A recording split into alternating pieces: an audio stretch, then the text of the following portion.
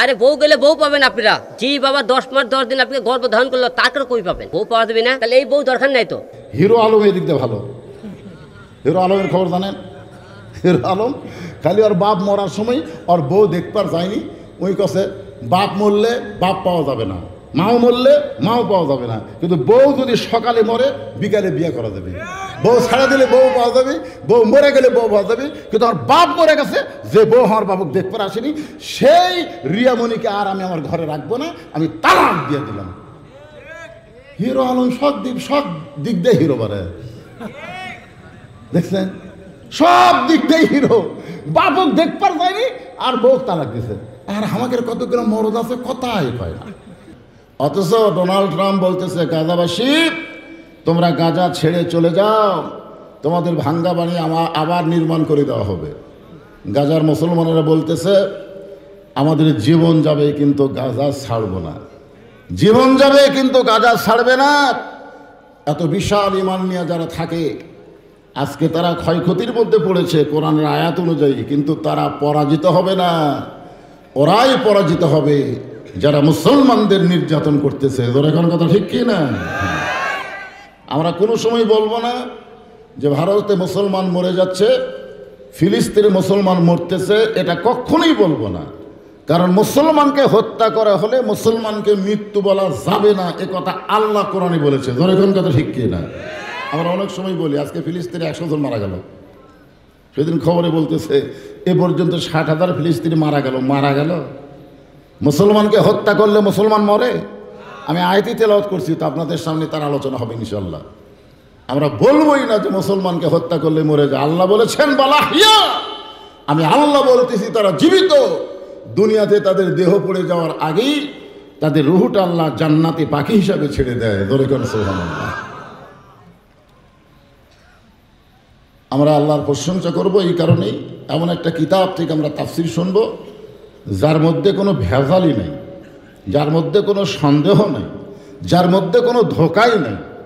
জালিকাল কিতাব লা রাইবা ফিহ, এমন একটা কিতাব যার মধ্যে সন্দেহ সংশয় কিছুই নাই। এখানে আল্লাহ যদি বলতেন হুদাল্লিন নাস, তাহলে বোঝা যেত পাইকারি হারে সবাই হেদাত পাবে, কিন্তু আল্লাহ এখানে একটু ক্যাপাসিটি করে বললেন হুদাল্লিল মুত্তাকিন।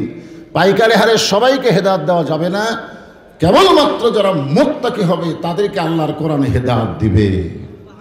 এখন আমরা সকলে মুত্তাকি বলি তো, আরামের বাড়ি, আরামের ফ্যানের বাতাস বাদ দিয়ে এই গরমের মধ্যে বসে আছি কার ভয়ে? কথা বলেন, কার ভয়ে? আল্লাহর ভয়ে যারা বসেছেন তাদের সামনে আলোচনা হচ্ছে। আল্লাহ বলতেছেন, ফাযকুরুনি আযকুরকুম ওয়াশকুরুলি ওয়ালা তাকফুরুন। আল্লাহ বলতেছেন যে আমার জিকির করে আমি আল্লাহ তার জিকির করি। এখানে জিকির মানে আমরা বাংলাদেশে একটা জাকির পার্টি আছে। জোরেগান কি পার্টি? আপনাকে এলাকা পোনায় নাই, আমাদের বগুড়াতে আছে জাকির পার্টি। ওরা খালি জিকিরই করে, এমন জিকির করে মুনকির নাকির পর্যন্ত বুঝবার পারে না, এমন জিকির করে। ওরকে জিকিরের সাইজটা এরকম, আমার দয়াল বাবার দরবারেতে কেউ ফিরে না খালি হাতে। আপনার বলেন তো কি হলো এটা? জিকিরের নামে আল্লাহর সাথে গাদ্দারি করলো, ঠিক কিনা বলে? হ্যাঁ, এরা জিকির করার নামে আল্লাহর সাথে গাদ্দারি করলো। তো এখানে আল্লাহ যে জিকিরের কথা বলতেছেন, এই জিকির মানে হলো স্মরণ করা।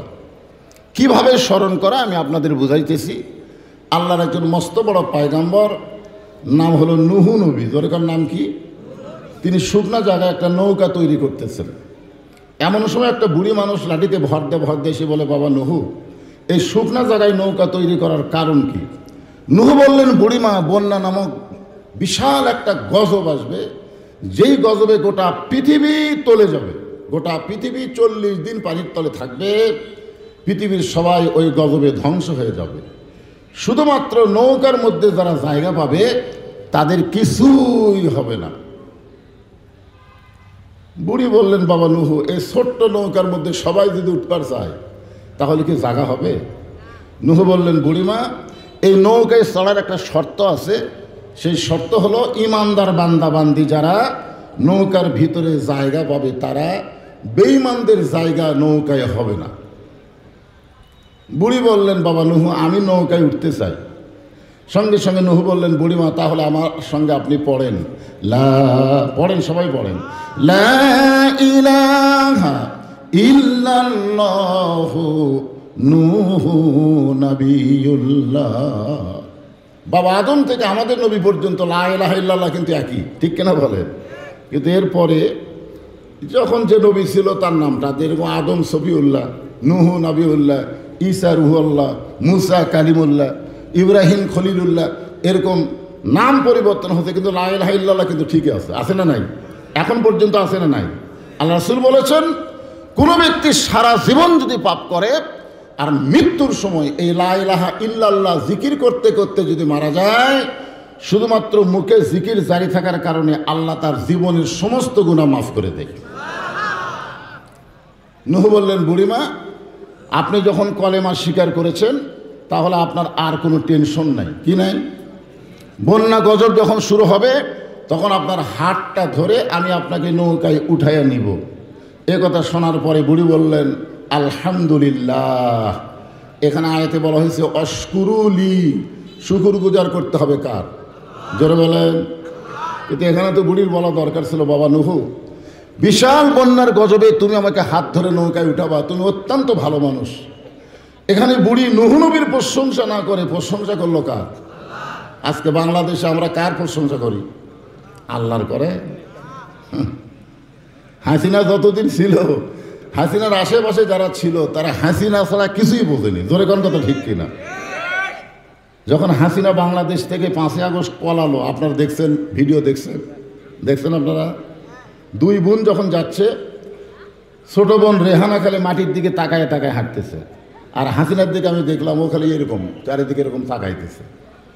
চারিদিকে কেন তাকাইছে? ওই সময় হাসিনার মনে হয়েছে, কতজনকে কত কি দিলাম, যাবার কালে এক সামসারও দেখা না পাইলাম। আপনারা বলেন তো, একটা চামচা আছে? একটা চামচাও নেই। আসলে বুড়ির হাত ধরে নৌকায় উঠাবে নুহু, আর বুড়ি প্রশংসা করলো কার? আরো জোরে বলেন। বন্যা গজব শুরু হয়ে গেল। গোটা পৃথিবী 40 দিন পানির নিচে ডুবে থাকলো, এমনকি পাহাড় পর্যন্ত বন্যায় ডুবে গেল। 40 দিন পর পানি যখন কমা শুরু করলো, এমন সময় নূহ নবীর নৌকা জুদি পর্বতে আটকে গেল। আল্লাহ ডাকতে বলে, নূহ খবর কি? নূহ বলতেছে, নৌকার মধ্যে যারা জীবিত আছে তারা, নৌকার বাহিরে যারা ধ্বংস হয়েছে তারা। নৌকার ভিতরে আছে যারা জীবিত আছে তারা, নৌকার বাহিরে যারা ধ্বংস হয়েছে তারা। নূহর দিকে তাকা আল্লাহ বলতেছেন, বাবা নূহ, ও নবী নূহ, তাহলে বুড়ির খবর কি? নূহ বলতেছে, আল্লাহ আমার মনই নাই। অনেকে পীর ধরে না, পীর ধরা, আপনাকে এলাকার পীর ধরা আছে নাকি? পীর ধরা। হুজুর আমার কোনো টেনশন নাই, আমি পীর ধরছি। দেখছেন, বিপদে পড়লে একটা নবী পর্যন্ত ভুলে যায়। আর তুমি যখন হাসরে বিপদে পড়বা, তোমার পীর তোমাকে বাঁচাবে এ কথা চিন্তা করো না, বরং পীরের বাঁচাই কঠিন হয়ে যাবে। জোরে করে কথা ঠিক কিনা? আয়াতুল কুরসি পড়েন, মানজাল্লাযী ইয়াশফা ইনদাহু ইল্লা বিইজনিহি। হাসরের ময়দানে শুধুমাত্র একজনকে আল্লাহ তাআলা সুপারিশের অধিকার দিবেন, ভাগ্যগুণী তিনি হলেন আমাদের নবী। জোরে কোন সুবহানাল্লাহ। নূহ বলতেছে, আল্লাহ আমার মনই নাই। আল্লাহ বলে, নূহ তাহলে বুড়ির খবর কি? নূহ বলতেছে, বুড়ির খবর সব যখন ধ্বংস হয়ে গেছে, বুড়িও তো ধ্বংস। আল্লাহ বলেন, নূহ আজগুবি কোনো কথা বলা যাবে না, কথা বলতে গেলে তদন্ত করে কথা বলা লাগবে। 15.5 বছর হাসিনা যা কষে তাই। জোরে কোন ঠিক কিনা? আলেমদেরকে জঙ্গি জিএমবি রাজাকার বানায়া জেলের মধ্যে ঢুকাইছে, আর জালেমদেরকে জামিন দিয়ে জেলখানা থেকে বের করে দিছে। জোরে কোন কথা ঠিক কিনা? কোনো তদন্ত ছিল? কোনো তদন্ত ছিল? যা মনে চাইছে তাই। হায় হায় রে। দেখেন, একটা নবীকে আল্লাহ বলতেছেন, নূহ আজগুবি কোনো কথা বলা যাবে না, কথা বলার আগে তদন্ত করা লাগবে। যে কোনো কথাই আপনি বলেন মানুষের সামনে, এ কথাকে এমনি এমনি বলা যাবে? যাবে। আজকে আমাদের বাংলাদেশে কিছু গুজব আমাদের বগুড়াতে 3টা দলবার আছে। একটা নাম হলো আফসোস লীগ, কি লীগ? আর একটা নাম হলো হতাশা লীগ, হতাশা। আর একটা হলো গুজব লীগ। মাঝে মধ্যে গুজব তোলে তো আপা শর্ট করে ঢুকবে, আপা শর্ট করে ঢুকবে। আমাদের বগুড়া তো বিএনপির ঘাঁটি, বুঝলেন? ওই জায়গায় এরকম কিছু আছে হঠাৎ। আর একটা হতাশা, আগেই ভালো ছিলাম। আমি ওর হাত ধরে বললাম, তোর 15 বছরে তুই কেমন ছিলি? রমজান মাসে কারেন্ট ছিল, ইফতার নিয়ে বসে গেছি, কেবল ইফতার মুখত দেবো, কারেন্ট নেই।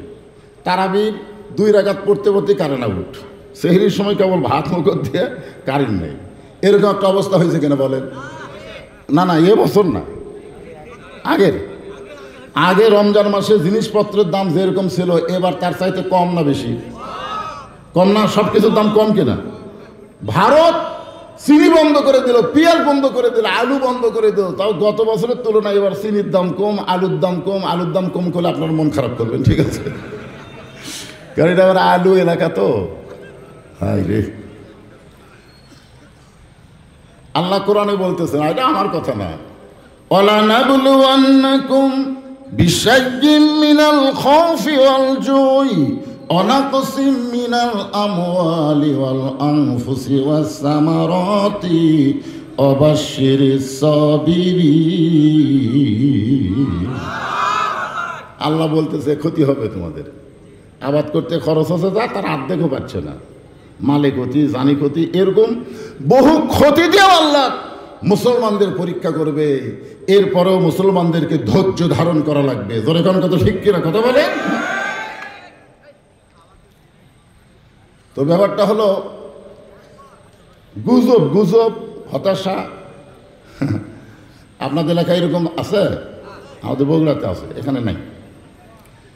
যেই কথা বলতেছিলাম, আল্লাহ বলেন নূহ আজগবি কোনো কথা বলা যাবে না, কথা বলতে গিয়ে তদন্ত করে কথা বলা লাগবে। নূহ নবী আল্লাহর কথা মতো তদন্ত করতে গিয়ে দেখে বন্যার গজবে বুড়ি তো দূরের কথা, বুড়ির ভাঙ্গা বাড়িও পর্যন্ত কিছুই হয় নাই। বুড়ির একটা ঝুবড়ি বাড়ি, যেমন তেমন একটা বাড়ি, সে বাড়িটাও পর্যন্ত কিছুই হয়নি। নূহ নবী চমকে গিয়ে বললেন, বুড়িমা। সঙ্গে সঙ্গে বুড়ি টোপলা নিয়ে হাজির। কি নিয়ে হাজির?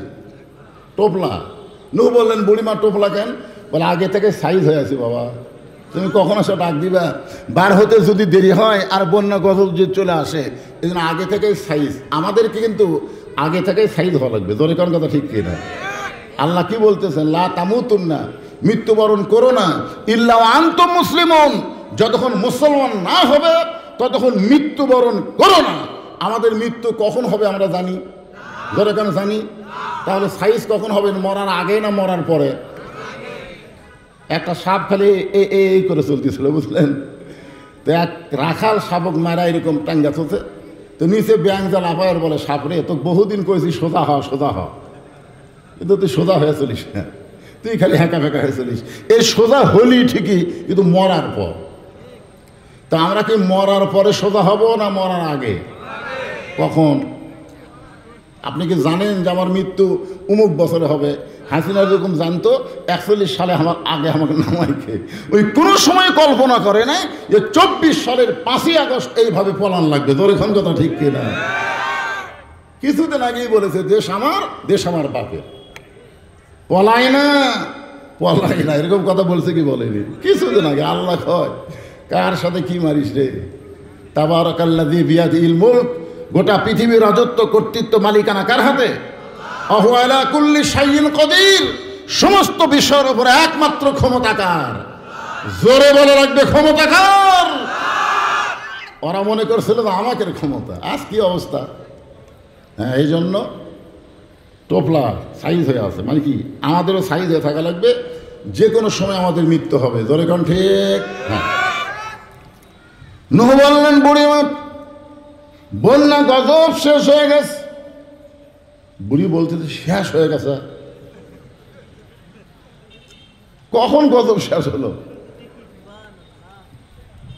নূহ বলতেছে, বুড়িমা, 40 দিন গোটা পৃথিবী পানির তলে ডুবে ছিল, কিন্তু আপনার বাড়িও কিছু হয়নি, আপনারও কিছু হলো না। আপনি এমন কি আমল করেন যে আমলের কারণে আল্লাহ আপনাকে হেফাজত করলো? বুড়ি বলতেছে, বাবা নুহু, তুমি যখন বলেছিলে আমি আপনাকে নৌকায় হাত ধরে উঠাবো, তখন আমার ঈমান আমাকে বলতেছে যে দুনিয়ার সবাই সবাইকে ভুলে গেলে আল্লাহ কোনোদিন কাউকে ভুলবে না। এই জন্য তোমার প্রশংসা না করে আমি আল্লাহর প্রশংসা করেছি। তাহলে জিকির করবো কার? কি জিকির? সুবহানাল্লাহ, আলহামদুলিল্লাহ, লা ইলাহা, আল্লাহু আকবার। কি আল্লাহু আকবার জিকির করা যাবে না? লিল্লাহি তাকবীর। কিছুদিন আগে একদল বলতো এটা হলো অমুক দলের স্লোগান। আমরা কোরআনের মাহফিল আমাদের রাজশাহী, এটা মনে হয় পোয়াবা থানা হবে, এটা তানোর। কিন্তু আমি যেখানে তকবির দিয়েছিলাম, এক লোক হুজুর ওয়াশ করবেন এই তকবির কেন এত ঘন ঘন তকবির? মানে তকবিরও পছন্দ করে না। আমি চিন্তা করলাম, ভাই তকবির খেলে একজনেরই পছন্দ হয় না, তার নাম হলো মিস্টার ইবলিস।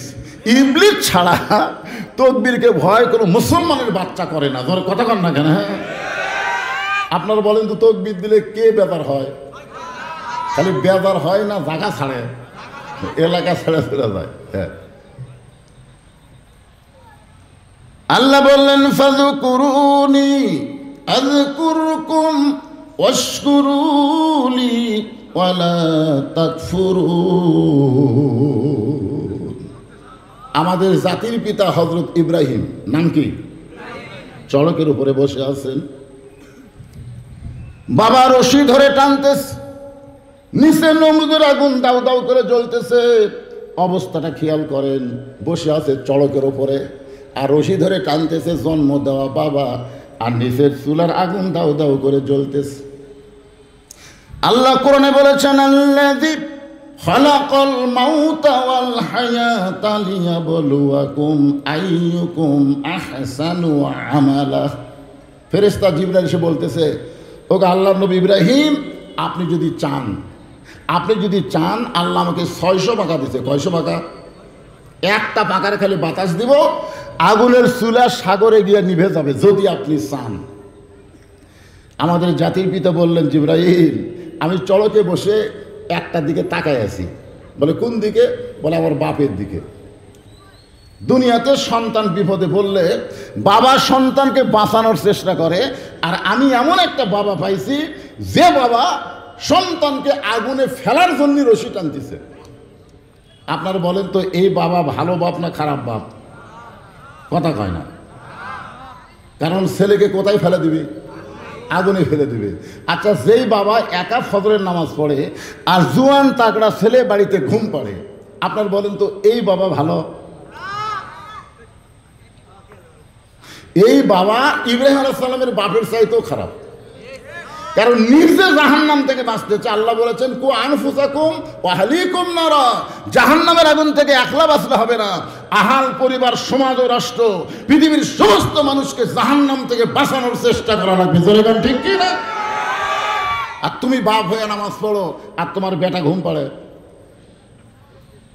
কি মুয়াজ্জিনের দায়িত্ব সালাত খায়রুম মিনান নাওম কছে, এখন তোমার দায়িত্ব কি?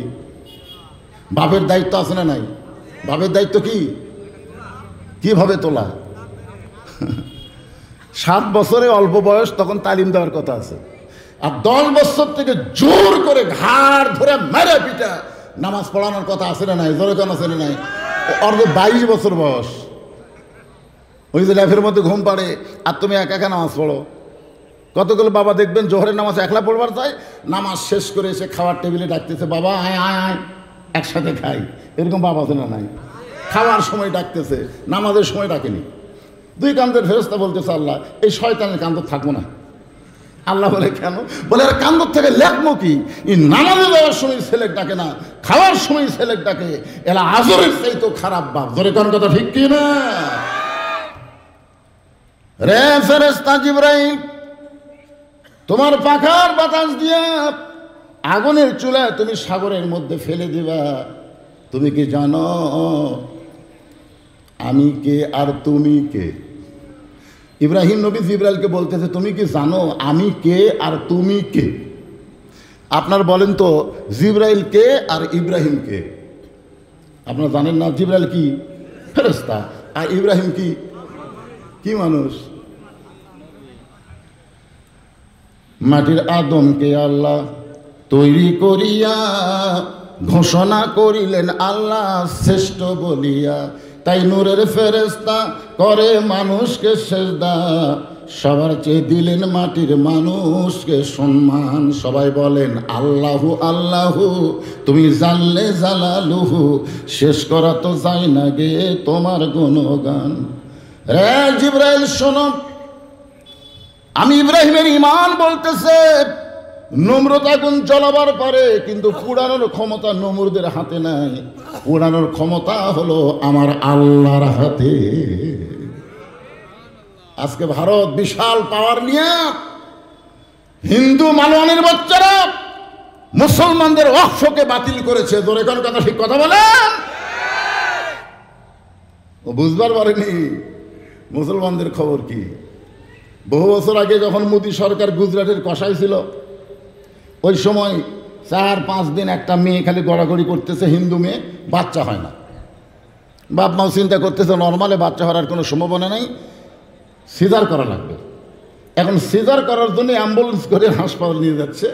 ইতিমধ্যে মুসলমানের একটা মিছিল করতেছে, একজন বলেছে নারায়ে তাকবীর, আর 1000 জন বলেছে আল্লাহু আকবার।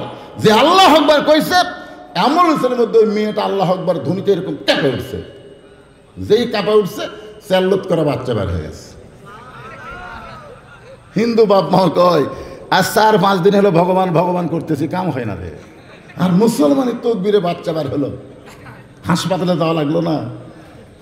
অ্যাম্বুলেন্স হাসপাতালে না যায় বাড়িতে গেছে। 1 মাস পর সাংবাদিক সম্মেলন করে বলেছে ভগবান, গড, ঈশ্বর বলতে কিছু নাই, একমাত্র আছে আল্লাহ। যে আল্লাহর তকবীরের সাকিতে বাচ্চা বের হয়ে যায়। আমরা আর মালওয়ানের জাত থাকবো না, আমরা সব কলমা পড়ে মুসলমান হবার চাই। আপনারা জানেন না, হিন্দুরাই লেগে গেছে, জোরে কান ঠিক কিনা, মোদির সাথে লেগে গেছে। এই ফাঁকে মুসলমান লাগবে, ভারত ভাঙ্গা টুকরা টুকরা হয়ে যাবে, আমাদের বাংলাদেশের ম্যাপের পরিধি বেড়ে যাবে। জোরে কান কথা ঠিক কিনা? ভাগ্য গুণে আমরা একটা ইউনুস পাচ্ছি, ভাগ্য গুণে। হায় হায় রে, এক ইউনুসের জীবন আমরা বাস করি। ইউনুস নবীরে খাইল মাছেতে গিলিয়া, ফেরেশতা পাঠাইলেন আল্লাহ ইসমে আজম দিয়া, দমে দমে সে হরদম পড়ে সে ইসমে আজম, মাছেরই উদর হইতে বাঁচাইলা প্রাণ। একটা মাছ ইউনুসকে খাইছিল, ইউনুস নবীকে হজম করে পারছে? ভারত মনে করছিল যে ইউনুস যখন বাংলাদেশের ক্ষমতার চেয়ারে বসেছে, যা ক্ষমতায় ইউনুস মোদিকে বুড়া আঙ্গুল দেখায়া ভারতের ঠেকা দিয়া চীনে চলে যায়। জোরে কোন কথা, ঠিক কথা বলেন? আপনারা জানেন মোদি গালত হাত দিছে, কারণ বাংলাদেশে তুরস্ক থেকে যে অস্ত্র আসতেছে, তারপরে চীন থেকে যে বিমান আসতেছে, মুসলমানদের তকবীর একত্র করে শুধু ভারত নয়, গোটা পৃথিবী আল্লাহ মুসলমানের পায়ের তলায় দিয়ে দিবে। ধরে কোন কথা ঠিক কিনা? নমরুদ আগুনের চুলা জ্বালাতে পারে, পরে অ্যাটম বোম বানাতে পারে, হাইড্রোজেন বোম বানাবার পারে, কিন্তু ফুটানোর ক্ষমতা কার হাতে? জোরে বলতে হবে, আল্লাহর হাতে। হাসবি আল্লাহু নি'মাল ওয়াকিল অনিমাল মাওলা অনিমান নাসির। আল্লাহ, আমি আগুনের দিকে তাকাইনি, তোমার প্রতি ভরসা করে আছি, তুমি যা করবা তাই। আল্লাহ বলেন কুলনা ইয়া নারু কুনি বারদান ওয়া সালামান আলা ইব্রাহিম ফাযকুরুনি আযকুরুকুম। যে আল্লাহকে স্মরণ করবে সে যেখানেই থাক আল্লাহ তাকে জিকির করবে। জোরে কানে সুবহানাল্লাহ। এরপরে আল্লাহ বললেন, এ ভাই মাইকালা ভাই কোথায় রে, চ্যান চ্যান করতেছে, দেখো তো সাউন্ড একটু ক্লিয়ার করা যায় কিনা। ইয়া আইয়ুহাল্লাযীনা আমানুস্তাঈনু বিস-সাবরি ওয়াস-সালাহ ইন্নাল্লাহা মা'আস-সাবিরিন। হ্যাঁ, খুব খেয়াল করবেন, ইমানদারকে লক্ষ্য করে আল্লাহ বলতেছেন, ইয়া আইয়ুহাল্লাযীনা আমানু, যারা আমাকে বিশ্বাস স্থাপন করেছো। আমার সামনে যারা বসে আছেন, আপনারা আল্লাহকে বিশ্বাস করেন না? কিভাবে করেন? না, এটা আবার তিনটা কথা রাসূল বলেছে। এক নম্বর হলো ইকরার বিল লিসান, জবানে বলতে হবে লা ইলাহা ইল্লাল্লাহ। শুধু জবানে বললে হবে না, তাসদিক বিল জিনান, এটা কলিজার মধ্যে জায়গা দেওয়া লাগবে। তাসদিক বিল জিনান আপনারা বোঝেন? আপনাকে বোঝানোর জন্য বলতেছি। একজন আল্লাহর বান্দা, নাম হলো মীর কাসিম আলী। নাম কি? খেয়াল তবেন, নামটা খেয়াল তবেন, মীর কাসিম আলী। ওনার উকিল তাজুল ইসলাম গিয়ে বলতেছে, স্যার আজকে রাত 12টায় আপনার ফাঁসি হবে। আজকে রাত 12টায় আপনার কি হবে? ফাঁসি হবে। তো মীর কাসিম আলী বলতেছে, উকিল এখন কয়টা বাজে? তো এখন বাজে 9:30। আলহামদুলিল্লাহ, এখনো 2.5 ঘন্টা আছে। উকিল চুম করছে, কে রে? 2.5 ঘন্টা পর তার ফাঁসি হবে, তাই ফাঁসির খবর শুনে কয় আলহামদুলিল্লাহ, এখনো 2.5 ঘন্টা আছে। তো খামাখা চেতন থাকা কি লাভ? আমি 2 ঘন্টা ঘুম পারি। কয় ঘন্টা? যদি চেতন না পাই তাহলে তুমি আমাকে ডাক দিও। তাসদিক বিল জেনান কারে কয় একটু মনোযোগ দিয়ে শোনেন। কলিজার মধ্যে যখন ঈমান থাকে তখন সেই মানুষটা, সেই মুসলমানের চরিত্রটা কেমন হয়, এখান থেকে আপনারা কিছু হলে বুঝতে পারবেন।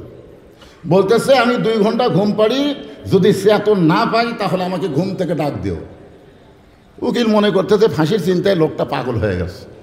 2.5 ঘন্টা পর তার ফাঁসি হবে, তাই বলে 2 ঘন্টা ঘুম পারবি? কি ঘুম ধরবে? মনের দুঃখে কষ্ট নিয়ে উকিল চলে গেছে। 2 ঘন্টা পরে উকিল ফাঁসির কন্ডম ছেলে ঢুকে দেখে ঘুম তো পাড়া না, সেই ঘুম। ঘড়ির দিকে তাকে দেখে, কে রে, আর মাত্র 8 ঘন্টা টাইম আছে, তারপরে লোকটার ফাঁসি হবে। এরপরে লোকটা এই হারে ঘুম পাড়তেছে। পায়ের বুড়ে আঙ্গুল লড়াইছে। সঙ্গে সঙ্গে মীর কাসিম আলী চেতন পায়, বলে, উকিল ভাই আমার কি ফাঁসির সময় হয়েছে নাকি? বলে, না স্যার, এখনো 8 ঘন্টা বাকি আছে। কয় আলহামদুলিল্লাহ। 8 ঘন্টা বাকি শুনে কয় আলহামদুলিল্লাহ। অজু করে 2 রাকাত নামাজ পড়ে কোরআন থেকে 2টা সূরা তেলাওয়াত করলেন, সূরা মূল আর সূরা মুজাম্মিল। 2টা সূরা তেলাওয়াত করে ফাঁসির কন্ডম সেলের মধ্যে সবচাইতে ভালো পাঞ্জাবি যেইটা ছিল ওটা পরার পরে চিরুনি দিয়ে মাথা হাসড়ায় বলতেছে, উকিল দেখো তো ভালো করে আমার কেমন লাগতেছে। উকিল কান্দার বলে, স্যার কিছুক্ষণ পরে আপনার ফাঁসি হবে, কিছুক্ষণ পরে আপনার ফাঁসি হবে। আপনি কি শ্বশুর বাড়ি যাবেন? এমন সুন্দর পাঞ্জাবি পরে মাথার চুল হাসড়ায় আমাকে বলতেছেন, দেখে তো কেমন লাগতেছে। মীর কাসিম আলী মুস্কি মুস্কি হাসার বলে, উকিল 2টা ঘন্টা ঘুমের ভিতরে আমার ঈমান আমাকে দেখাইছে, অন্যায়ভাবে কাউকে যদি ফাঁসি দেওয়া হয়, তার যদি কোনো দোষ না থাকে, তাহলে তার ফাঁসির মাধ্যমে 8টা জান্নাতের দরজা তাকে বরণ করে না। এর নাম হলো তাসদিক বিল জিনান। কলিজার মধ্যে যখন ঈমান থাকবে, ওই মানুষটা কোনো সময় আল্লাহ ছাড়া, ইয়াকা নাবুদু ওয়া ইয়াকা নাস্তাইন, আল্লাহ ছাড়া অন্য কোনো দিকে তার খেয়াল থাকবে না। কারণ সে বিশ্বাস করে দুনিয়াতে আসলে যাওয়া লাগবেই। আপনারা কি মনে করতেছেন যাবেন না? এই ছেলেবেলে তোমাকে খবর কি? এইবার ঈদে 256 জন মানুষ মারা গেছে ঈদের দিনই। তার মধ্যে 128-এর মতন ছেলে মারা গেছে মোটর সাইকেল অ্যাক্সিডেন্ট করে। চিন্তা করছেন, এই 256 জনের মধ্যে বুড়া মানুষ মরেনি, খালি সব জুয়ান তাগড়ারা। ওরা কি মনে করছে যে আমাকে এখনই মরণ হবে, তাহলে এরকম করে হুন্ডা চলা এই করে।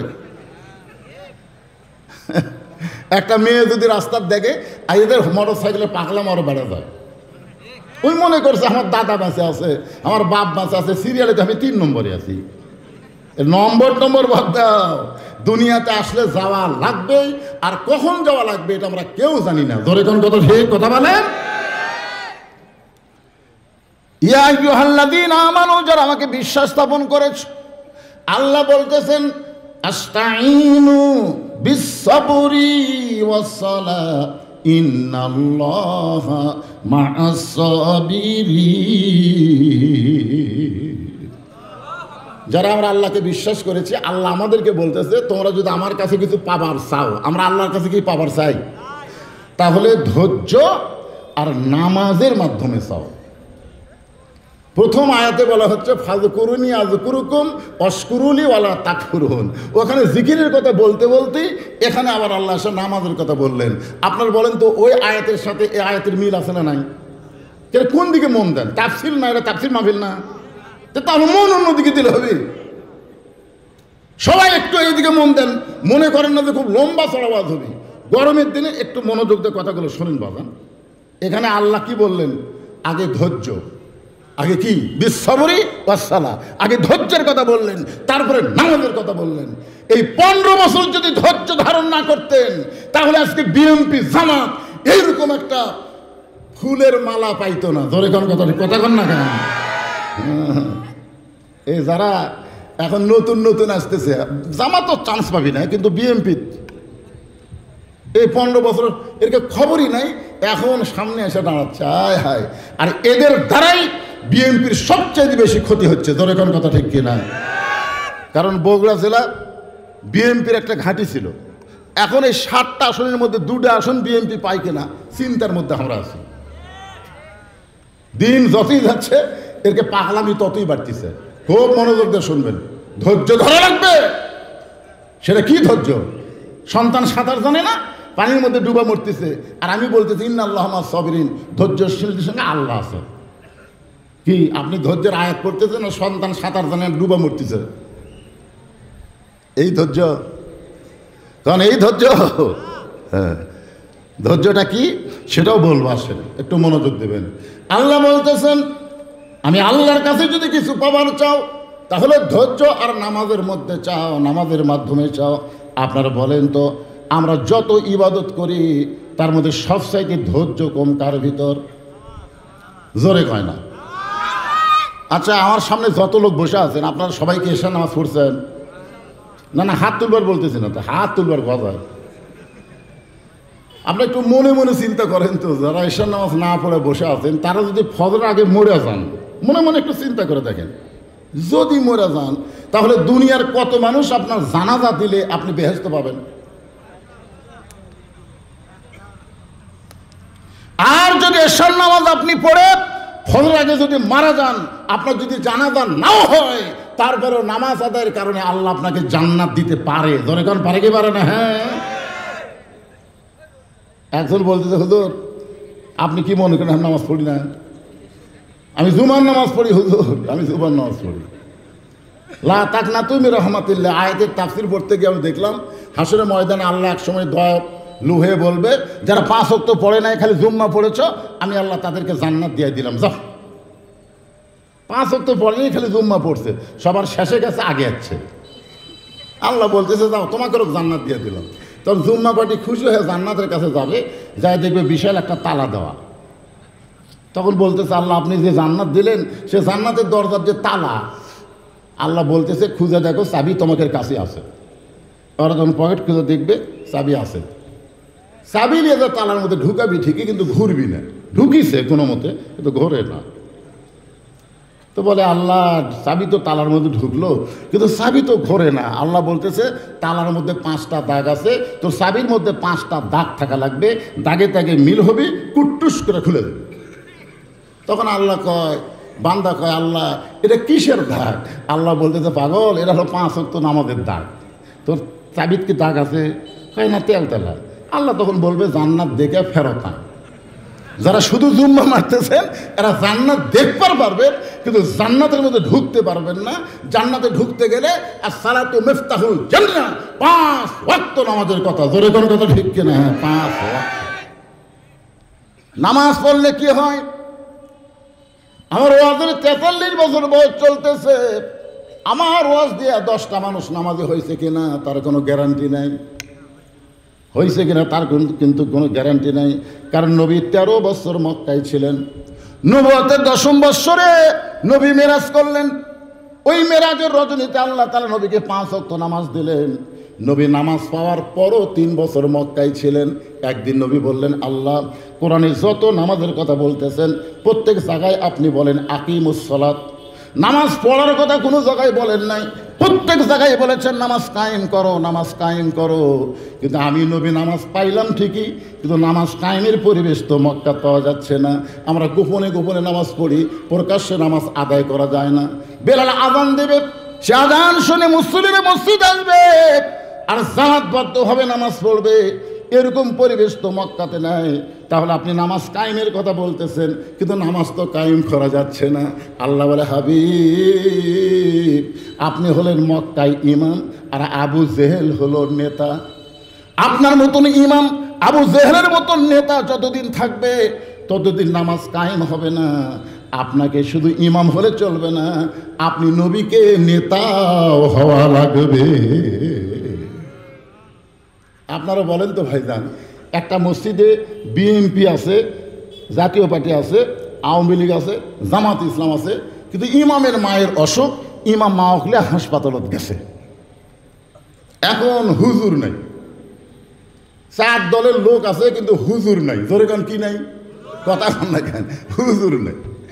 এখন আপনারা বলেন তো, এই 4 দলের লোকেরা এখন কোন দলের লোক ইমামতি করবার দিবে? নাম ধরে বলা লাগবে না, একটু বোঝার কথা আমি বলতেছি, একটু চিন্তা করে দেখেন তো। কারণ জানে লাইনত সবাই দাঁড়াতে পারে, কিন্তু সামনে সবাই দাঁড়াতে পারবে না। সামনে যাইতে গেলে তার মধ্যে যোগ্যতা থাকা লাগবে। জোরে কোন কথা ঠিক না? গোটা বাংলাদেশ ওয়াজ করার পরে এতটুকু আল্লাহ আমাকে দেখাচ্ছে যে আগামীতে তোমরা যতই দল করো, তোমরা লাইনত দাঁড়ান থাকা লাগবে, আর সামনে আল্লাহ ওয়ালা কোরআনের দলেরাই যাবে। জোরে কোন কথা ঠিক না? বিশ্বাস করেন বা না করেন, দেখবার পাবেন ইনশাআল্লাহ। আল্লাহ পাক দেখাচ্ছে তো, আমার তো আর কানা না। মানুষ যে হারে আল্লাহর কোরআনের দিকে ঝুঁকতেছে, খালি চাপাই নবগঞ্জ মিজানুর রহমান আজারে গেছিল, ওখানকার হারুনের মাথা ঘুরে গেছে। তোর কোন কথা ঠিক কিনা? ওই বউ পাপিয়া আর হারুন দুইজন পাগলা হয়ে গেছে। আয় হায়, লাভ নাই। মানুষ আগেকার মতো নাই যে তোমরা যা কবা তাই।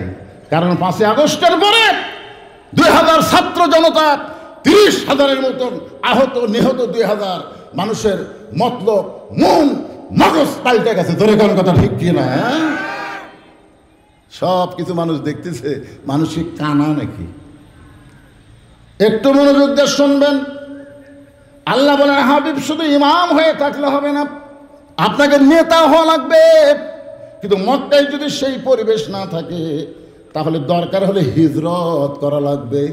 নবী হিজরত করে যখন মদিনায় আসলেন, মদিনায় আসার পরে সর্বপ্রথম নবী একটা মসজিদ নির্মাণ করলেন। সে মসজিদের নাম হলো মসজিদে কুবা। মসজিদ নির্মাণ করলেন, নির্মাণ করার পরে সেখানে এখন নামাজ কায়েম হবে। আল্লাহ কোরআনে বলেছেন, আল্লাযীনা ইম্মাক্কান্নাহুম ফিল আরদ, মুসলমানের মধ্যে কাউকে যখন ক্ষমতা দেওয়া হবে, তার 1 নম্বর দায়িত্ব হলো আকামুস সালাত, নামাজ কায়েম করা। আর নামাজ যদি কায়েম হয়ে যায়, ইন্নাস সালাতা তানহানিল ফাহশাই ওয়াল মুনকার।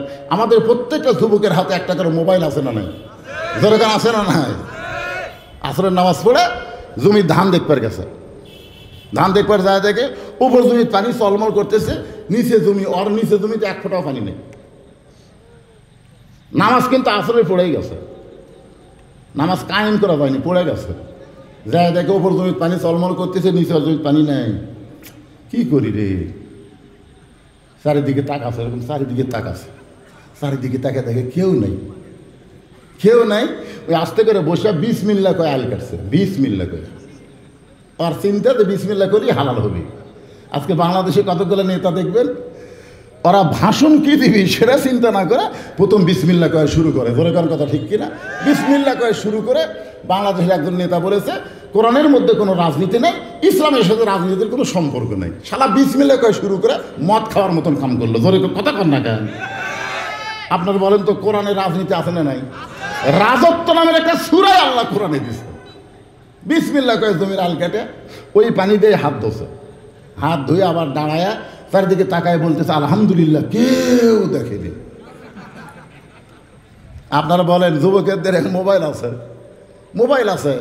এখন রাত যখন 11টা বাজে, জানলা দরজা বন্ধ করে তাকায় দেখে বাপ মাও তো ঘুমিয়ে গেছে। এই সুযোগে আমি যদি অশ্লীল ভিডিও দেখি, কে দেখবে রে?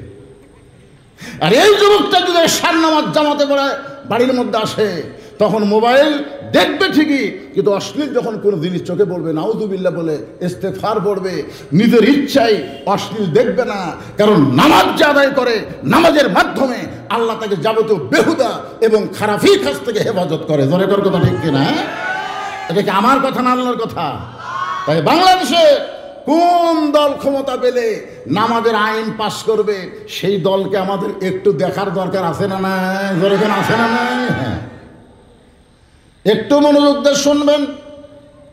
আল্লাহ বলতেছেন আস্তাইনু বিস-সাবরি ওয়াস-সালাহ, ধৈর্যের নামাজের মাধ্যমে আমার কাছে চাও। নামাজের মধ্যে ধৈর্যের দরকার আছে না নাই? কিন্তু বর্তমানে আমরা ধৈর্য পাচ্ছি না। ধৈর্যের কথা একটু পরে বলবো, এখন আয়াতটা খেয়াল করেন। ওয়ালা তাকুলু লিমান ইউকতালু ফি সাবিলিল্লাহি। আচ্ছা ঠিক আছে, এটা হলে আপনারাও শান্তি, আমিও শান্তি। ওয়াজ একটা ইচ্ছা মতো করা যায়, মাত্র 2 মিনিট টাইম লাগবে। ছেলেদের কাছে ব্যাগ আছে, রুমাল আছে, এরা আপনাদের কাছে যাবে। 10 টাকা, 20 টাকা, 50 টাকা, 100 টাকা, যে যা পারবেন এই কোরআনের মাহফিলের জন্য, আল্লাহকে খুশি করার জন্য দান করবেন। একবার আল্লাহর নবী শোনেন, ওসমান গনিকে কাছে ডাক দিয়ে বলে, ওসমান, আল্লাহ তোমাকে কত সম্পদ দিছে, তুমি কি তার হিসাব জানো? তো ওসমান গনি বলতেছি, ইয়া রাসূলুল্লাহ, একটা হিসাব তো আমি জানি। বলে কি হিসাব? বলে আল্লাহ আমাকে যত সম্পদ দিছে, এই সমস্ত সম্পদ আমি যে গুদামের মধ্যে রাখছি, এই মনোযোগ দিয়ে শুনবেন, যে গুদামের মধ্যে রাখছি, এই গুদামে তালা দিয়া যে চাবিগুলো হয়, এই চাবি টানতে একটা উট হিমশিম খায়। একটা উট কি খায়? হিমশিম খায়। তাহলে চিন্তা করেন গুদাম কত, সে গুদাম আবার মাল দিয়ে ভর্তি, আবার গুদামের তালা কত, সে তালার চাবি টানতে একটা উট হিমশিম খায়। রাসূল বললেন, ওসমান, এই সম্পদের মালিককে? ওসমান বলতেছে আল্লাহ। রাসূল বলে, ওসমান, এই সম্পদের মালিককে? ওসমান বলতেছে আল্লাহ। রাসূল বলে, ওসমান, এই সম্পদের মালিককে? ওসমান বলে, ইয়া রাসূলুল্লাহ, আমি দুইবার বললাম, আবার বলতেছে আল্লাহ। তা আল্লাহ রাসূল বললেন, আল্লাহ যদি তোমার সব সম্পত্তি ফেরত চাই, তুমি কি দিবা? আল্লাহ যদি তোমার সম্পদ ফেরত চাই, তুমি কি দিবা? ওসমান গনি মারছে দৌড়। এই দৌড় থেকে সাহাবীরা বলতেছে, হুজুর দেখেন, যেই বলছে আল্লাহ যদি ফেরত চাই, ওসমান গনি জিহারে দৌড় দিল। আল্লাহ নবী বললেন, সাহাবীরা শোনো, আমার ওসমানকে তোমরা চিনো না। ওসমান কি কারণে দৌড় দিল একটু পরে তোমরা দেখতে পাবা। কিছুক্ষণ পরে সাহাবীরা তাকায় দেখে, যেই উটের উপরে চাবি বহন করে, সে উটটার রশি ধরে টেনে টেনে নবীর হাতে এনে বলে, ইয়া রাসূলুল্লাহ, গুদাম দিয়া দিলাম, গুদামের সমস্ত সম্পদ দিয়া দিলাম, গুদামের তালা দিয়া দিলাম, গুদামের চাবি বহনকারী উটটাও পর্যন্ত আমি আল্লাহকে দিয়া দিলাম। রাসূল বলতেছে, ওসমান, সবই যদি আল্লাহ দিয়া দিলা, তাহলে তোমার জন্য রাখলা কি? ওসমান গনি বলতেছে, প্রকৃত ইমানদার বান্দা বান্দি যারা, তাদের ইমানের মধ্যে শুধু আল্লাহ রাসূল ছাড়া অন্য কারো জায়গা নাই। এখন কোরআনের মাহফিলে 10-20 টাকা দেওয়ার সময় যদি মন বলে দেশ না, এরকম বলতে পারে কি পারে না? কয়জন আদায় করতেছে? দিচ্ছেন? আপনারা দিচ্ছেন? সবাই দিচ্ছেন? আমার মা বোনদের মধ্যে আদায়ের ব্যবস্থা আছে? আমার মা বোনদের জন্য তো আমি ওয়াজ করবো, সবার জন্যই করবো ইনশাল্লাহ। হ্যাঁ, এতে এই ধৈর্য, এখানে কি লিখলো আবার? আদায় ছাড়া আবার কি? আচ্ছা, ছোট্ট একটা ঘোষণা, চশমা ছাড়া দেখা যায় না। জাহাঙ্গীর মাস্টার পিতা জসিমউদ্দিন না জামিরউদ্দিন হরিপুর, উনি 5,000 টাকা মৃত নানা নানি স্বজনের জন্যে দোয়া চাইছে। আল্লাহ সকলের জন্য দোয়াকে কবুল করেন। মহিলা প্যান্ডেলে বলে দিয়েছি, মহিলা প্যান্ডেলে বলে দিয়েছি, মহিলাদের মধ্যে যান, মহিলারাও দান করবে ইনশাআল্লাহ। এখন যে আয়াতে কারিমা তেলাওয়াত করতেছি, খেয়াল করেন বাজান, একটু মনোযোগ দিয়ে খেয়াল করা লাগবে। ওয়ালা তাকুলু লিমান ইউকতালু ফি সাবিলিল্লাহি আমওয়াতুন বাল আহইয়াউ ওয়ালাকিন লা তাশউরুন। আচ্ছা, এই ছেলেরা, তোমরা আবু সাইদের গুলি খাওয়ার ভিডিও দেখছেন? আচ্ছা, আপনারা দেখছেন? আচ্ছা, আল্লাহ রাসূল যে বলেছেন আজ থেকে 14.5 বছর আগে, যে শহীদ যারা হবে তাদের মৃত্যুর যন্ত্রণা একটা মিষ্টি খাওয়া পিঁপড়া কামড় দিলে যে কষ্ট হবে, তার চাইতে কম। আচ্ছা, মিষ্টি খাওয়া পিঁপড়ার কামড় আপনারা খাচ্ছেন? একটা কেন, এক জায়গায় যদি 10টায় কামড়ায়, দেখবেন লাগবে না, খালি চুলকাবে। কি হবে? কে রে কি রে কি রে, এই এর চাইতে বেশি কষ্ট হয় না। একটা শহীদের কষ্ট মিষ্টি পিঁপড়া কামড়ানোর চাইতেও যে কম, এইটা আবু সাইদের বেলায় আমরা ভিডিওর মাধ্যমে দেখছি। জোরে কান কথা ঠিক কিনা? আপনারা কি দেখছেন যে এই যে আয়াতে কারিমা তেলাওয়াত করতেছি, এই সাথে দেখেন 2 হাত বাড়ায় দিছে ডক্টর ইউনুস। এইটা আবার ওই বিদেশে আমেরিকার যাও দেখাছে। জোরে কান কথা ঠিক কিনা? এইভাবে। আচ্ছা, এইভাবে 2 হাত বাড়ায় কার সামনে দাঁড়াচ্ছে? না, শোনো আমি কথাটা বলি, বাতিলের সামনে, বাতিলকে উৎখাত করার জন্যে দরকার হলে নিজের জীবন দেব, কিন্তু বাতিলের সঙ্গে আপোষ করব না। জোরে কোন কথা ঠিক? এইভাবে নামাজ। আমি ভিডিওটা দেখি, আয় রে, প্রথম একটা গুলি করলো ছেলেটা, গুলির যে একটা ঝাঁকি, ওই ঝাঁকিতে 2 ধাপ পিছনে গেল, আবার 3 ধাপ সামনে আসলো। আপনারা কি শুনছেন? ওই যখন একটা গুলি খেলো, ছেলেকে একটা পাছাত বাড়ি মারলে ও মারে বাবারে করে চিল্লা ওঠে। জোরে কোন কথা ঠিক কিনা? ওর দেহের মধ্যে গুলি ঢুকলো, অথচ একটাবারও ও চিল্লাচিল্লি করতেছে না। আবার যখন 3 ধাপ সামনে আইছে, আবার একটা গুলি করছে। আবার আবু সাইদ 2 ধাপ পিছনে গেছে, আবার যখন সামনে আসতে চায় আবার গুলি করছে। এবার যখন পড়ে যাবে, এমন সময় 2 বন্ধু যেই মাত্র ধরলো, আবু সাইদ জমিনে টরে পড়লো। এখান থেকে প্রমাণ হয়ে গেল, আল্লাহ রাস্তায় যারা জীবন দেয় তাদের জীবন দেওয়ার সময় কোনো কষ্ট হয় না।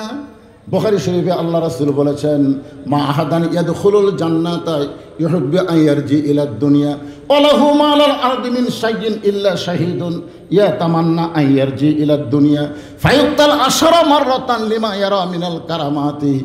রাওয়াহুল বুখারী কিতাবুল মাগাজি। আল্লাহু আকবার। আল্লাহ রাসূল বলেছেন, শহীদ বান্দাদেরকে যখন জান্নাত দেওয়া হবে, জান্নাতে যাওয়ার পরে এরা দুনিয়াতে আসার জন্য ছটফট করবে। দুনিয়াতে আসতে হবে। সে জান্নাতের নাম হলো জান্নাতুল ফেরদাউস। যেরকম জান্নাতের নাম কি? জান্নাতুল ফেরদাউস। তখন দুনিয়াতে আসার জন্য ছটফট করবে। তো আল্লাহ বলবে, কে রে, তোমাকে আমি জান্নাত দিলাম, জান্নাত পাওয়ার পরে তুমি দুনিয়াতে কেন যাবার চাও? তখন বলবে আল্লাহ, শহীদ হওয়ার সময় লিমা ইয়ারা মিনাল কারামাতি, শহীদ হওয়ার সময় যে শান্তি পাইছি সেই শান্তি জান্নাতের মধ্যে নাই। আমি দুনিয়াতে যাব, ফায়ুক্তাল আশারা মাররাতান, কম করে হলো 10 বার বাতিলের বিরুদ্ধে জিহাদ করে শহীদ হব, কারণ শহীদের মধ্যে যে শান্তি সেই শান্তি জান্নাতের মধ্যে নাই। এখান থেকে কি প্রমাণ হলো? যদি কোনো ক্রমে ভারত যদি বাংলাদেশকে আক্রমণ করতে চায়, অথবা বাংলাদেশের ভারতের দালালরা যদি ভালো মানুষকে আক্রমণ করতে চায়, আমরা ঘরে বসে থাকবো না।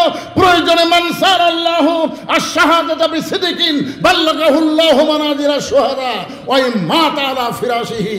রাওয়াহুল বুখারী কিতাবুল মাগাজি। আল্লাহ রাসূল বলেছেন, শাহাদাতের তামান্না নিয়ে, শহীদ হওয়ার নিয়তে কেউ যদি কোরআনকে বিজয় করার নিয়তে রাস্তায় আন্দোলন করে, ওই মা তালা ফিরাশিহি, সে যদি নিজের বিছনায় মৃত্যুবরণ করে, বাল্লাগাহুল্লাহু মানাজিলা শুহাদা, হাসরের ময়দানে আল্লাহ তাকে শহীদদের কাতারে দাঁড় করাইয়া দিবে। কি বুঝতেছেন? এখন আসেন, আপনারা মনে করেন আসরের নামাজের আযান দিছে, আজান শুনে আপনারা জানেন যে 4:30টায়, ধরে নেন 4:30টায় বলতেছি, 4:30টায় আসরের নামাজ হবে। যদি ভুল করবে 10 মিনিট আগে আপনারা মসজিদে যান, ইচ্ছা করে তো যাবেন না, কারণ আসরের নামাজ শুরু হবে 4:30টায়। আমি 10 মিনিট আগে কেন যাবো? কিন্তু বোকা নাকি? যদি কোনো সময় ভুল করে আপনারা যান, যাওয়ার পরে আপনাদের অবস্থা কেমন হয়? একেবারে কথা বল না কেন? আমার কথা বুঝতে পারতেছেন না? আপনারা তো ইচ্ছা করে যাবেনই না, কারণ জানি তো 4:30টায় জামাত হবে, তো আগে কেন যাব? যদি যান, এরকম 2 জন ভুল কর্মে ঢুকে বারবার খালি মসজিদের ঘড়ির দিকে তাকায়, হাতের ঘড়ির দিকে তাকায়, নিজেরটা দেখে বলতেছে, কে রে ভাই, তোর দাঁত কত? আচ্ছা ভাই, এখনো 3 মিনিট আছে। আর ঘড়ি লড়তেছে না রে, আর ঘড়ি লড়তেছে না। আচ্ছা আপনার বলেন তো, এই 2 লোক আসরের নামাজ পড়ে এসে চা স্টলে 1 ঘন্টা চা খায়ার গল্প করে, একটা বড় কি ঘড়ি দেখছে? কেন দেখল না? মসজিদের মধ্যে গিয়ে বারবার দেখতেছে, আর বাহিরে একবারও দেখে না। কারণ কি? আল্লাহ কেন বললেন বিসসাবরি ওয়াস সালাহ? কেন বললেন কদ আফলাহা মান তাযাক্কা ওয়া যাকারা ইসমা রাব্বিহি ফাসাল্লা? কেন বললেন? যারা নামাজ পড়ি তাদেরও জানা দরকার, আর যারা পড়ি না তাদেরও জানা দরকার। জোরে কোন কথা ঠিক কি না? হ্যাঁ, বৈশাখ মাসে তাফসির করতেছেন, আল্লাহ আসমান ভালো করে রাখছে ইয়ার কি মারার জন্যে? আপনার অনেকে মনে করতেছেন হুজুর ফাতেমার এত সুন্দর জীবনে কয়, এত সুন্দর কাহিনী ধরে ওয়াজ করে, আজকে আবার কাহিনী কি হলো? কাহিনী কিসের দরকার? যেটা বলতেছি এইটা একটু মনোযোগ দিয়ে শুনবেন। কি রাজি আছেন? হ্যাঁ, নামাজ পড়ে আল্লাহ কয় নামাজের জোরে ফায়েসাকাত যাবে দূরে, পাক কোরআনে রয়ে আছে ঘোষণা। এখন আকাম কুকাম নামাজ রোজা একসাথে বান্ধিয়া বোঝা, জাহান্নামে দিয়া সরওয়ানা। আজও কেন আল্লাহর নামাজ ধরতে পারলা না? ওয়াজ শুরু করতেই এক হাজি সাহেব আমাকে বলতেছে কয়েকদিন আগে, হুজুর এই হাসিনা পলানোর পর থেকে আপনারা তো ওয়াজ ভুলে গেছেন। আমি বললাম কেন? খালি রাজনীতি, খালি রাজনীতি। হাসিনা যতদিন আসলো আপনারা ভালো আসলেন হুজুর, এখন ওয়াজ আর ভুলে গেছেন। কত ভালো ভালো ওয়াজ আপনারা করতেন, আর এখন আসছেই খালি রাজনীতি। আমি বললাম আমি ওয়াজে দেশে রাজনীতি করতে হাই সাহেব, আর আপনি মক্কার যায় রাজনীতি করছেন, আপনি জানেন? হাই সাহেব রাগ করে আমার কাছে আসলো, এতগুলো মানুষের সামনে আপনি কি বললেন? আমি বললাম আপনি মক্কার যায় রাজনীতি করছেন। কেন? আল্লাহর শপথ আমি করিনি। আল্লাহর শপথ পরে কাটেন। আপনি কি বলছেন? লব্বাইক আল্লাহুম্মা লব্বাইক, লব্বাইক লা শারিকা লাকা লব্বাইক, ইন্নাল হামদা ওয়ান নি'মাতা লাকা ওয়াল মুলক লা শারিকা লাক। আপনি কি বলছেন? হাই সাহেব কইতে এখনো মাঝে মধ্যে বলি হুজুর। আপনি বলেন হাই সাহেব লাকা ওয়াল মুলক লা শারিকা লাক, এর অর্থ কি? তো বলতেছে এর অর্থ তো জানি না হুজুর, খালি আরবি জানি। মানে এর অর্থ হলো রাজনীতির ভিতরে, রাজত্বের ভিতরে একমাত্র আল্লাহ ছাড়া আমি অন্য কাউকে স্বীকার করি না। আপনি হজ করার আগে যে দল করেন কোনো সমস্যা নাই, কিন্তু হজ করার পরে শুধুমাত্র আল্লাহর দল না করলে আপনার হজ আল্লাহ কবুল করেনি, এটা বিশ্বাস করেন। কথা বলেন, কথা বলা লাগবে তো। একটু মনোযোগ দিয়ে শুনবেন। নামাজ, এশার নামাজ হযরত আলী আদায় করার পরে নবীর সামনে দাঁড়িয়ে বললেন, ইয়া রাসূলুল্লাহ, এই দুনিয়াতে 10 জন সাহাবীকে আল্লাহ জান্নাতের সার্টিফিকেট দান করেছে। কয়জন? ওগো আল্লাহর নবী, এই 10 জনের মধ্যে কি আলীর নাম আছে? রাসূল বলেন, আলী তুমি কি শোনো নাই?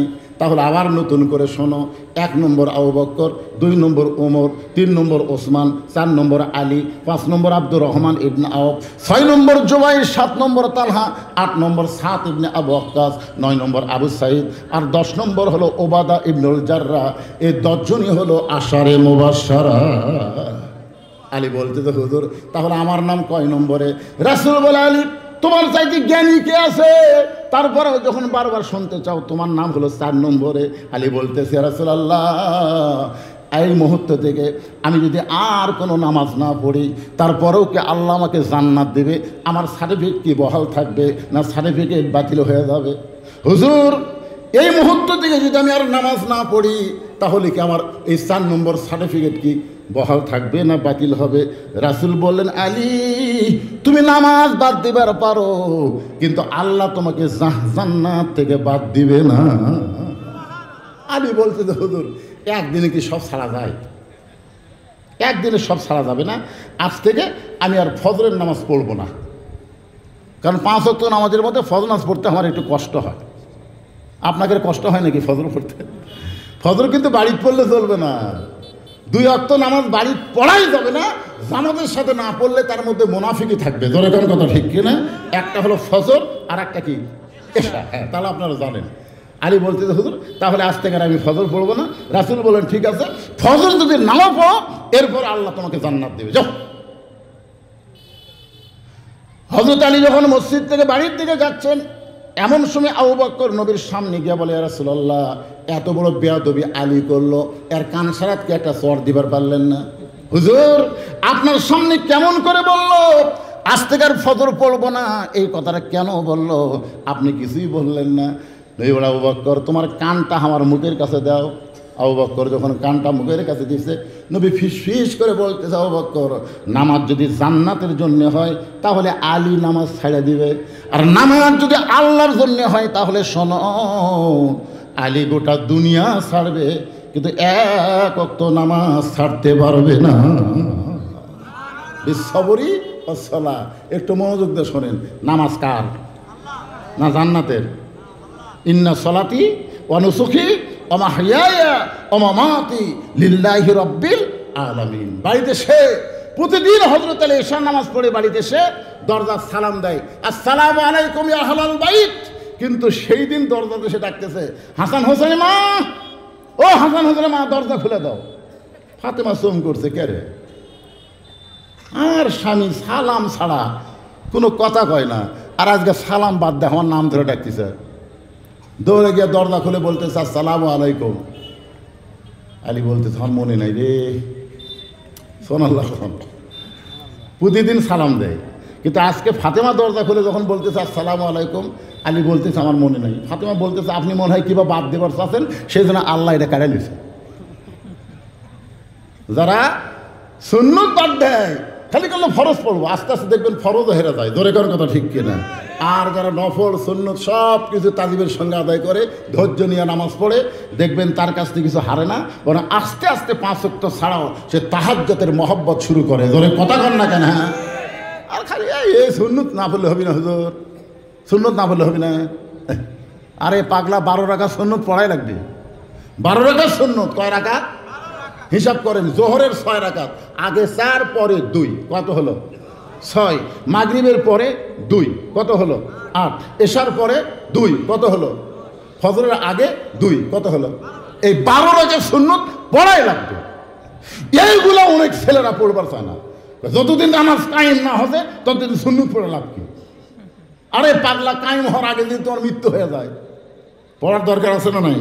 এই ছেলেরা কি মনে করতে চায়? বিশ্ববরী সালাহ, একটু ভালো করে শুনবা। ফাতেমা বলতেছে, আপনি হয় কিছু বাদ দিবার চাইলেন। আলী বলতেছে, ফাতেমা আজকে ফজরের আজান দিলে খবরদার আমাকে যেন ঘুম থেকে ডাক দিও না। তোমার বাবার কাছে স্বীকার করেছি, আজ থেকে ফজর পড়বো না। ফজর না পড়লেও আল্লাহ আমাকে জান্নাত দিবে। ফাতেমা মুস্কি মুস্কি হাসতেছে। হযরত আলীর এই কথা শুনে ফাতেমা মুস্কি মুস্কি হাসতেছে। হাসার কারণ হলো, দুনিয়ার সবচাইতে স্বামীকে যিনি বেশি চেনে তিনি হলেন তার বিবি। স্বামীকে যিনি সবচাইতে বেশি জানে চেনে, সেটাকে বউ। 43 বছর বাস করি, বিশ্বাস করেন আজ পর্যন্ত আমার বউ কোনোদিন আমাকে হুজুর কয়নি। আমি বইয়ের মুখে হুজুর শোনার জন্য কচকচা 500 টাকা লোট বাইর করে হাতে দিয়ে বললাম, খালি একবার হুজুর কও, একবার হুজুর কত দেখি বইয়ের মুখে হুজুর শুনতে কেমন লাগে। আর বউ মুচকে মুচকে হাসে। হাসো কেন? বলে জনগণ আপনাকে চিনে না, এই জন্য হুজুর কয়। কিন্তু আমি তো আপনাকে চিনি, আপনি মালটা কি? হুজুর হয় এত সহজ নয়। অথচ সর্বপ্রথম যিনি নবীর হাতে কলমা পড়েছেন তিনি হলেন নবীর বিবি খাদিজা। ধরে কোন কথা ঠিক কিনা? সর্বপ্রথম। এখানে হুজুর মাপকাঠি না, মাপকাঠি হচ্ছে আল্লাহর নবী। ধরে কোন কথা ঠিক? কথা বলেন ভাইজান, কথা বলা লাগবে তো। ইটা ধরছে, উটা ধরছে, 7 তরিকা 20 তরিকা কি? নবীর তরিকা তোমার পছন্দ হয় না? আল্লাহ কোরআনে বলেছেন, আতিউল্লাহ ওয়া আতিউর রাসূল ওয়া আতিউল আমরি মিনকুম। আল্লাহ বলতে পারতেন, কিন্তু উলিল আমরি মিনকুমের ব্যাপারে আতিউ শব্দটা আল্লাহ বাদ দিলেন। কেন বাদ দিলেন? বাংলার মুসলমান এটা অনেকে জানে না। আপনি ইমামকে ধরেছেন বলে ইমাম ইচ্ছা মতো নামাজ পড়াতে পারবে না। ইমামকে ধরেছি ততক্ষণ নবীর তরিকা মোতাবেক নামাজ পড়াবা, ততক্ষণ। ধরে কোন কথা ঠিক কিনা? আমি পীর ধরবো ততক্ষণ, পীর নবীর তরিকার উপরে থাকবে যতক্ষণ। নবীর তরিকা বাদ দিয়ে তুমি সিস্টেম বার করলে কোথা থেকে? নবীর তরিকা বাদ দিয়ে তুমি কাদরিয়া বার করলে কোথা থেকে? তরিকা কয়টা? আল্লাহর হুকুম, নবীর তরিকা এক তরিকা, মুহাম্মাদুর রাসূলুল্লাহ। আল্লাহ বলেছেন, হে রাসূল আপনি বলেন, কুল আপনি বলেন, ইন কুনতুম তুহিব্বুনাল্লাহ ফাত্তাবিউনি। কেউ যদি আমি আল্লাহকে পাওয়ার চায়, আপনাকে ইত্তেবা করা ছাড়া পাওয়ার বুদ্ধি নাই।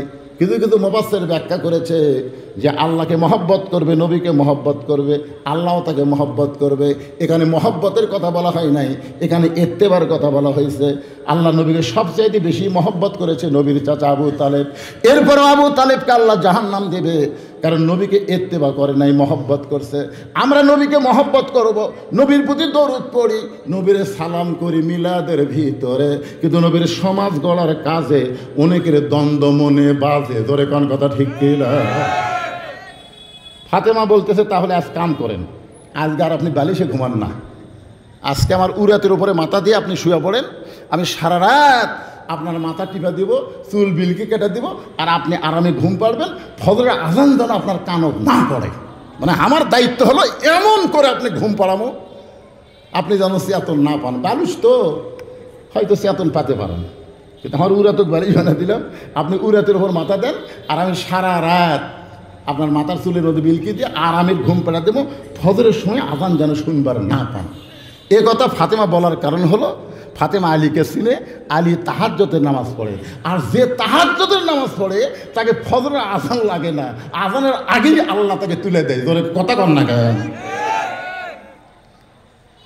ফাতেমার উরাকে বালিশ বানায়া হযরত আলী ঘুমায় গেছে। তাহাজ্জুদের সময় অমিনাল লাইলি ফাতাহাজ্জাত বিহি নাফিলাতাল লাক। রাসূল বলেছেন 5 ওয়াক্ত নামাজ হলো ইবাদত, আর তাহাজ্জুদের নামাজ হলো মহব্বত। সাহাবারা বলেন হুজুর ইবাদত আর মহব্বত এই দুইটার মধ্যে তফাৎ কি? রাসূল বলেন ইবাদতের বিনিময়ে মানুষ জান্নাত চায়, আর মহব্বতের বিনিময়ে মানুষ জান্নাতের মালিক আল্লাহ চায়। আপনার বলেন তো আপনার কি চান, আল্লাহ চান না জান্নাত চান? আল্লাহর দরকার আছে? জান্নাত পাইলে আর আল্লাহর দরকার আছে? হ্যাঁ হ্যাঁ। এক বান্দা আছে নামাজের সেজদায়, আল্লাহ ডাক দেয় বলে তুই যতই নামাজ পড়ার সেজদা কর, তাহাজ্জুদের যতই নামাজ পড়ার সেজদা কর, ঠিকানা হলো জাহান্নাম। যেই বলছে জাহান্নাম, সঙ্গে সঙ্গে মাথা তুলে বলতেছে আলহামদুলিল্লাহ। আল্লাহ বলে এই পাগলা, তোকে আমি জাহান্নামের খবর দিলাম, তুই আলহামদুলিল্লাহ বললি কেমনে? পাগলা বলতেছে আল্লাহ এতদিন মনে করতাম আমার জায়গা নেই, কিন্তু আজকে আমার বিশ্বাস হয়ে গেল আমার একটা জায়গা আছে, তুমি আমাকে জাহান্নাম দিবে। আল্লাহ বলে জাহান্নাম মানে? আল্লাহ আমি তো জানি তুমি জান্নাত বানাইছো, তুমি জাহান্নাম বানাছো, আর তোমার বানানো জাহান্নামে আমার মতন পাগলের যে জায়গা হবে, এতে আলহামদুলিল্লাহ। আল্লাহ বলে পাগল জাহান্নামে গেলে তুই পুড়ে যাবি, তোর কষ্ট হবে। পাগল বলতেছে আমার কষ্ট হবে, আমি পুড়ে যাব, তাতে আপনার কি? আমার যদি কষ্ট হয়, আমি যদি পুড়ে যাই, তাতে আপনার কি? আল্লাহ বলে পাগল রে, আমার মহব্বত কলিজার মধ্যে নিয়ে কেউ যদি জাহান্নামের মধ্যেও যায়, আমি জাহান্নামকেও জান্নাত বানাইয়া দিব। তাহলে আমাদের ধরতে হবে কাকে?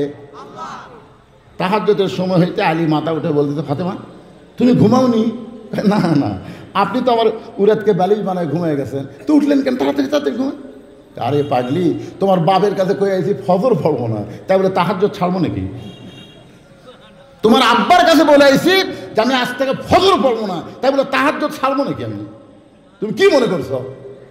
অজু করে তাহাজ্জুদের নামাজ পড়তেছে, পড়ার পরে আল্লাহর জিকির ফিকির মোরাকাবার মধ্যেই বেলাল আজান দিচ্ছে। হযরত বেলাল যখন আজান দেয়, রাসূল বলেন শুধু দুনিয়ার মুসল্লির কান নয়, আল্লাহর আরশ পর্যন্ত বেলালের আজান পৌঁছে যায়।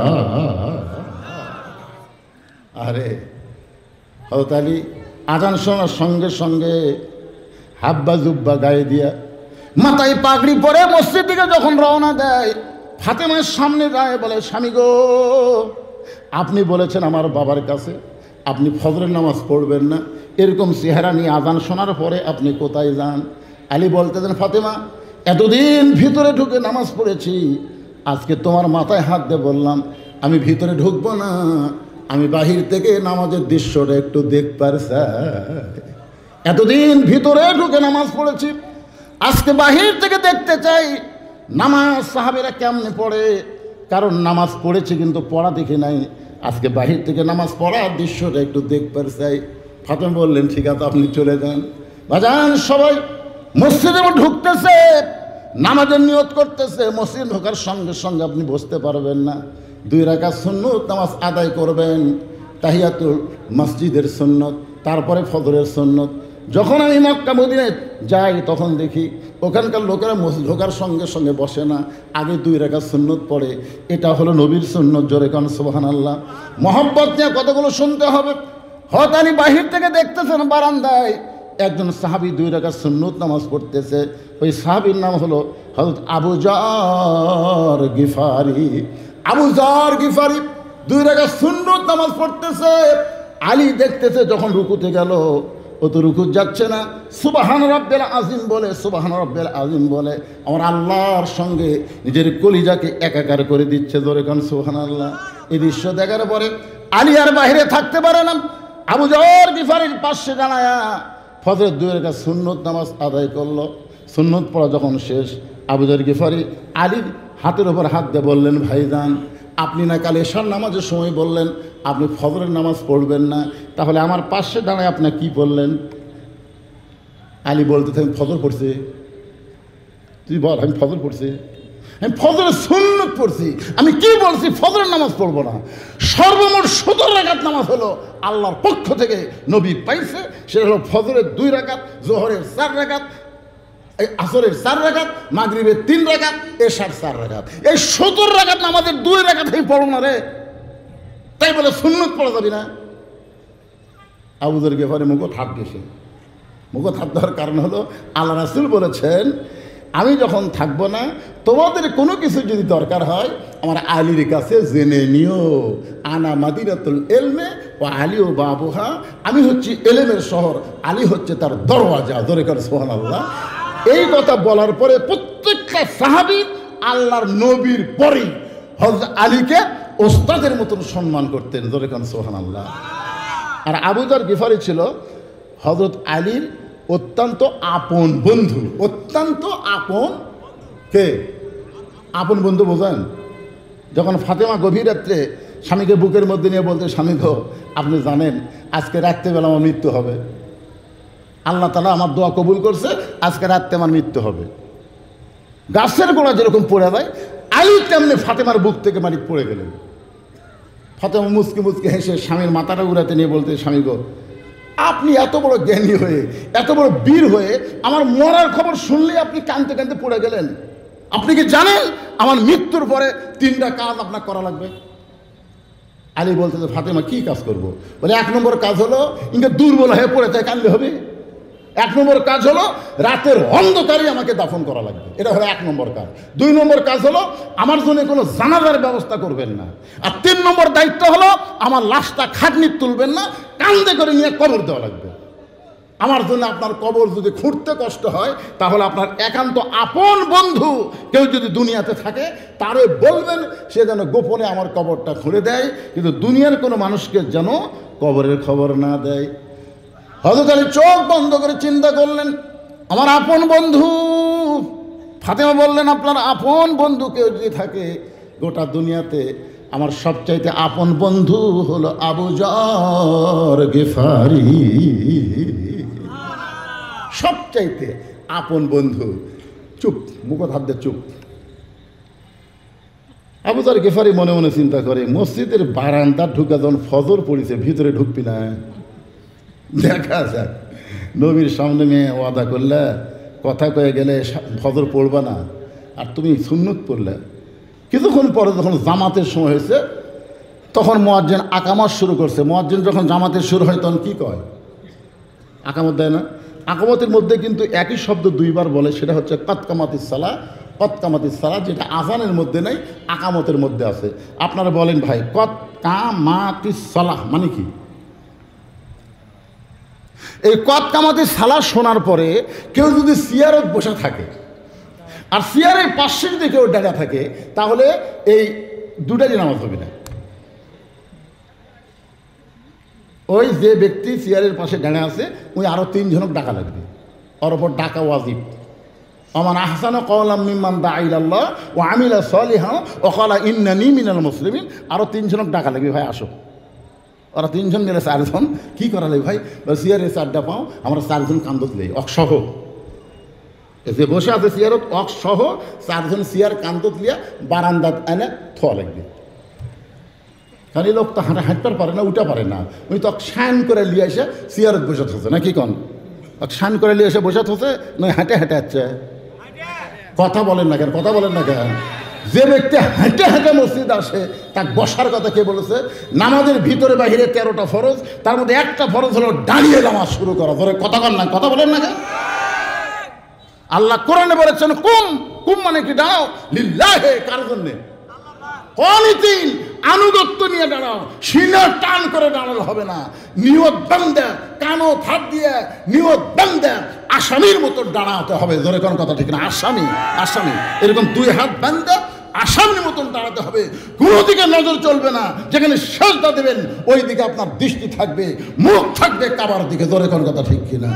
আর তুমি নিয়ে চেয়ারের বসে পাও ঝুলেছে, ইয়ার কিভাবে চাল্লার ঘরত কি বসে থাকবেন? 10 কেজি ব্যাগলা বাজার করে ভ্যানালা বলছে, চাষা মুরব্বী হয়ে গেছে, ভ্যানত চড়ে বাইক ছুঁয়ে শিখবে না, তুই 10 টাকা যাবো, টাকার দাম নেই, হেঁটে বাড়ির যাবো। এই 10 কেজি ব্যাগ নিয়ে 1 কিলো রাস্তা হেঁটে বাড়িতে আসে। আর মসজিদের মধ্যে গেলি, আমি বল পাই না বাবা, আমি বল পাই না বাবা। তো চাপাত খালি মারা দরকার, তুই বল পাস না। কে এরকম মুসল্লি আপনাকে এলাকার দিতে থাকে? কারণ মসজিদের মধ্যে ঢুকলে, শোনেন, মসজিদের মধ্যে ঢুকলে আপনি যে 27 গুণ সওয়াব পাবেন, কি কারণে পাবেন? সুন্নত নফলের জন্যে। কথা বলেন না কেন? সুন্নত নফলের জন্য আপনি 27 গুণ দিবি। জামাতে নামাজ পড়লে 27 গুণ। আর জামাতে নামাজ পড়লে শুধু মানুষ দাঁড়ালেই হবে না, কাতার সোজা করে দাঁড়াতে হবে। জোরে করে কথা ঠিক না? গ্রামের লোক কাতার সোজা করে পারবে না বলে একটা কাতারের দাগ আছে, আছে না নাই? মসজিদে দেখবেন একটা কাতারের দাগ করে দিচ্ছে। আগে তো দাগ ছিল কাটা, এখন দাগ আর টাইস দিয়ে দাগ করে দিচ্ছে। এই টাইসে কীভাবে দাঁড়াবেন? আগালি মিল করে দাঁড়ালে হবে না, গোড়ালি মিল করা লাগবে। কারো পাও আধ হাত, কারো পাও 3 পা হাত, কারো পাও আবার একের ছোটো। ছোটো পায়ের আগার সাথে যদি মিল করেন তাহলে আগালি মিল করলে হেঁটা উঁচু হয়ে যাবে। এই জন্য গোড়ালি মিল করে প্রত্যেকটা মুসল্লি গোড়ার সাথে গোড়ালি মিল করে কাতার সোজা করা লাগবে। তো যে ব্যক্তি চেয়ারত বসে নামাজ পড়তেছে, ওর পায়ের গোড়াকুটি আপনারা বলেন তো, সামনে কাতারে ফাঁকা থুয়া পিছনে কাতারে দাঁড়ালে হবে? তাহলে যেই লোকটা চেয়ারত বসে আছে ওর সাথে আপনার কাতার যখন সোজা হচ্ছে না, তাহলে ওই জায়গা ফাঁকা। তাহলে যত কাতার পিছনে আছে সমস্ত কাতার মাকরু হয়ে গেল। আর সব কাতার মাকরু করবেন ওই এক চেয়ারের জন্যে। দরকার হলে চেয়ারের বিরুদ্ধে আন্দোলন শুরু করা লাগবে। আজ থেকে 10 বছর আগে, 20 বছর আগে বাংলাদেশের কোন মসজিদে চেয়ার ছিল না। এরা কুটিতে পেল, তা আমরা সৌদি আরব থেকে পাইছি হুজুর, সৌদি আরব দলি। আজকে ফিলিস্তিন মুসলমানকে যারা ইসরায়েল মারতেছে, সৌদি আরব খালি একটা হুঙ্কার মারলে ইসরায়েলের পেশাব বার হয়ে যাবে। জোরে করবো কথা কর না কেন? সৌদি আরব দেখে আমরা সিয়ারত বলছি। সৌদি আরব তোমার দলিল, আল্লাহর কোরআন কি কয়, নবীর হাদিস কি কয়, সেটা তোমার দেখা লাগবে। আল্লাহর কোরআন বলতেছে, লা ইকাল্লিফুল্লাহু নাফসান ইল্লা উসাহা। তোমার কষ্ট হবে এমন কিছু আমি আল্লাহ তোমাকে চাপাই দেয়নি। তুমি যদি দাঁড়াবার না পারো বসে নামাজ পড়ো, বসে যদি না পারো শুয়ে থাকা নামাজ পড়ো, শুয়ে থাকা যদি না পারো ইশারার দ্বারা নামাজ পড়ো। নামাজ পড়ো, কিন্তু যতদিন দাঁড়াবার পারবা ততদিন তুমি জামাতে পড়ো। যখন আর দাঁড়ানোর মতন তোমার বয়স থাকবে না, তোমাকে আর বসে থাকা মসজিদে যাওয়া লাগবে না, তুমি বাড়ি পড়ো। কারণ সারা জীবন সরকারি চাকরি করা লাগে না পাগলা। 60 বছর পর্যন্ত সরকারি চাকরি করো, তারপরে সরকার তোমার দায়িত্ব নিবি, মরা পর্যন্ত পেনশনের বেতন দিয়ে দিবে। জোরে কোন কথা ঠিক কিনা? তো সরকার যদি মরা পর্যন্ত পেনশন দিবার পারে, আল্লাহ পারবে না? জোরে কোন আল্লাহ পারবে না? কিন্তু যৌবন বয়সে নামাজই ধরেনি। যখন সরকারি চাকরির বয়স, কতগুলো লোক আছে দেখবেন সারা জীবন ঘুষের চাকরি করছে, ওরা যেই চাকরি রিটায়ার করছে ওই এখন নামাজ যে বলতেছে, আল্লাহ আর আমি জীবনে ঘুষ খাবো না, আল্লাহ আল্লাহ আমি তওবা করতেছি, আল্লাহ আমি আর জীবনে ঘুষ খাবো না। 2 কান্দের ফেরেশতা বলতেছে, আল্লাহ এই শয়তানি কান্দ থেকে কি লাগলো? যতদিন ঘুষের চাকরি করছে ততদিনই তওবা করেনি, যেই চাকরি গেছে আর কান দিচ্ছে। যখন যুবক ছিল তখন মসজিদে যায়নি, ও বুড়া বয়সে যখন হবে চামড়া ঢিল, আল্লাহর সাথে দিচ্ছে মিল, তাও সিয়ার লিয়া।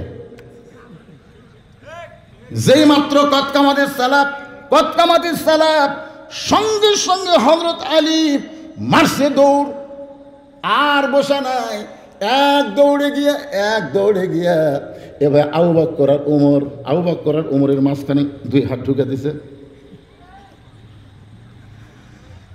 হাতত শক্তি আছে না নাই? আলীর হাতত কেমন শক্তি? মেলা করে হবি। বাম হাতে কামুজ দুর্গের দরজা, এরকম দরজা, কামুজ দুর্গের দরজা, যে দরজা 100 জন মানুষ আলগা করতে পারে না, সেই দরজা হ্যাঁচকা টান মারছে, এরকম টান মারছে, আর দরজা হাতের মধ্যে আইছে বাম হাতত। এই দরজা থেকে কাফের আর ময়দানে থাকে, সব কাফের যখন পলাই গেছে তখন দরজা ফেলা দিছে, 80 গজ দড়ি গিয়ে পড়ছে। তাহলে কি ওই দরজার জন্যই তো আল্লাহ তাকে একটা ডিগ্রি দিয়েছে, আসাদুল্লাহিল গালিব। ইসলামকে গালিব করার ব্যাপারে আলী হচ্ছে আল্লাহর সিংহ। ধরে কোন সুবহানাল্লাহ। দুজনের মধ্যে এরকম চাঁড়া দিয়া মাঝখানে ঢুকে আল্লাহু আকবার। 2 ওয়াক্ত নামাজের সালাম ফিরে নবী সাহাবীর দিকে মুখ ঘুরায়। একটা হলো ফজর, একটা হলো আসর। এই 2 ওয়াক্ত নামাজের পরে কোনো সুন্নত নফল নাই, আছে নাকি? আসরের পরে কোনো সুন্নত নফল? সূর্য অস্ত যাওয়ার আগে আসর আদায় করলে আর কোনো নামাজ পড়া যাবে না। আবার ফজরের নামাজের পরে সূর্য উদয় হওয়ার আগে আর কোনো নামাজ পড়া যাবে না। এই জন্য রাসূল সাহাবীর দিকে মুখ ঘুরাই, মুখটা ঘুরাই দেখে ত্রিরত্ন। ত্রিরত্ন বোঝেন না? 3টা রত্ন, 3 স্টার। আবু বকর খালি মুচকি মুচকি হাসতেছে। তোর খবর আমি নবীর কাছ থেকে এসার সময় পাইছি রে। আবু বকর নবী কানে কানে কয়নি, যখন কইছে কি কয় নাই। আবু বকর মুচকে মুচকে হাসতেছে। কিন্তু নবী একটু রাগ করলেন। নবী সহজে রাগ করেন না, কিন্তু নবী 2-3 বার রাগ করছেন। একবার প্রথম রাগ করছেন আজান দেওয়ার পরে। কোনো মুসলমান দাবি করে কেউ যদি পুরুষ মানুষ বাড়িতে নামাজ পড়ে, ওই বাড়ির প্রতি আমার এমন রাগ হয়ে যায়, আমি যেন হুকুম দেই আগুন দিয়ে বাড়ি পুড়ে দাও। দেখছেন নবী রহমাতুল্লাহ আলামিনের রাগ দেখছেন? এ মরদ মানুষ কুটি নামাজ পড়েন। হ্যাঁ, মসজিদে পড়লে কোনো সমস্যা নাই। যদি কেউ বাড়িতে পড়ে, ওই বাড়ির প্রতি আমি নবী এত রাগ হয়ে যায়, আমি যেন বলি আগুন দিয়ে বাড়ি পুড়ে দাও, কিন্তু পুড়ানোর হুকুম দিলাম না। ওই বাড়িতে ছোট বাচ্চা আর নারী থাকে। এখান থেকে বোঝা গেল পুরুষ মানুষ ইচ্ছা করে অলসতা করে জামাত বাদ দিয়ে বাড়িতে নামাজ পড়লে জোরে। পিছনের লোকের আপনাকে রাগ করে আবার শুনতেছেন নাকি বাদান? একটু মনোযোগ দিয়ে শোনেন। আল্লাহ রাসূল একটু রাগ করে, আলী বসে কেন, দাঁড়াও দাঁড়াও। সঙ্গে সঙ্গে হয়তো আলী দাঁড়িয়ে গেছে। রাসূল বলে, আলী সমস্ত সাহাবীর সামনে তুমি আমাকে বলেছ একবারে সব বাদ দেওয়া যাবে না। আজ থেকে ফজর বাদ দিলাম, আজ থেকে ফজর বাদ দিলাম। তুমি ফজর বাদ দিয়ে চলে গেলে, আবার সবার সামনে কাতারে আবু বকর ওমরের মাঝখানে তোমাকে দেখতে পাই। আলী রে, যে লোকটা বললাম ফজর বাদ দিলাম, সেই লোকটা আবার সামনে কাতারে আদায় করলা। এটা যতক্ষণ তুমি না বলবা ততক্ষণ পর্যন্ত তুমি বসতে পারবা না। ওই যে দাঁড়াইছো দাঁড়াইছো, দাঁড়ায় তোমাকে থাকতে হবে। আলী ছোট বাচ্চার মতো শুধু কাঁদতেছে, ছোট বাচ্চার মতন কান্দে। রাসূল বলে, আলী কেন কাঁদতেছ? আলী বলতেছে, রাসূল আল্লাহ, আমি বহু চেষ্টা করেছি নামাজ বাদ দিব, কিন্তু আমি নামাজ ছাড়তে চাইলে কি হবে? নামাজি আমাকে ছাড়ে না। সঙ্গে সঙ্গে নবী আলীর কপালে একটা চুমা দেবেন। আলী রে, এই নামাজ জান্নাতের জন্য নয়, এই নামাজ হলো আল্লাহর জন্যে। আর আল্লাহর জন্য যখন কেউ নামাজ আদায় করবে, তার জন্য আর কোনো কিছুই লাগবে না।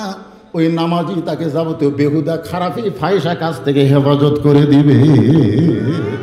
এখন আমাদের বাংলাদেশে মুসলমান শতকরা 92 ভাগ। শতকরা কত ভাগ? নামাজি কত ভাগ? এখন আমার কয়, হুজুর আপনাকে যদি বেনামাজি ভোট না দেয়, কারণ আপনারা গেলেই তো নামাজের বিল পাস করবেন, আর বেপরদা মেয়েরা যদি আপনাকে ভোট না দেয়, তাহলে আপনারা ভোট পাবেন। আমি চিন্তার মধ্যে পড়ে গেলাম, কারণ হিসাব করে দিকে আমাকে এলাকার বেনামাজি বেশি আর বেপরদা বেশি। প্রত্যেকটা মেয়েদের কানে কানে বলতেছে, ওই দলক যান ভোট দিস না।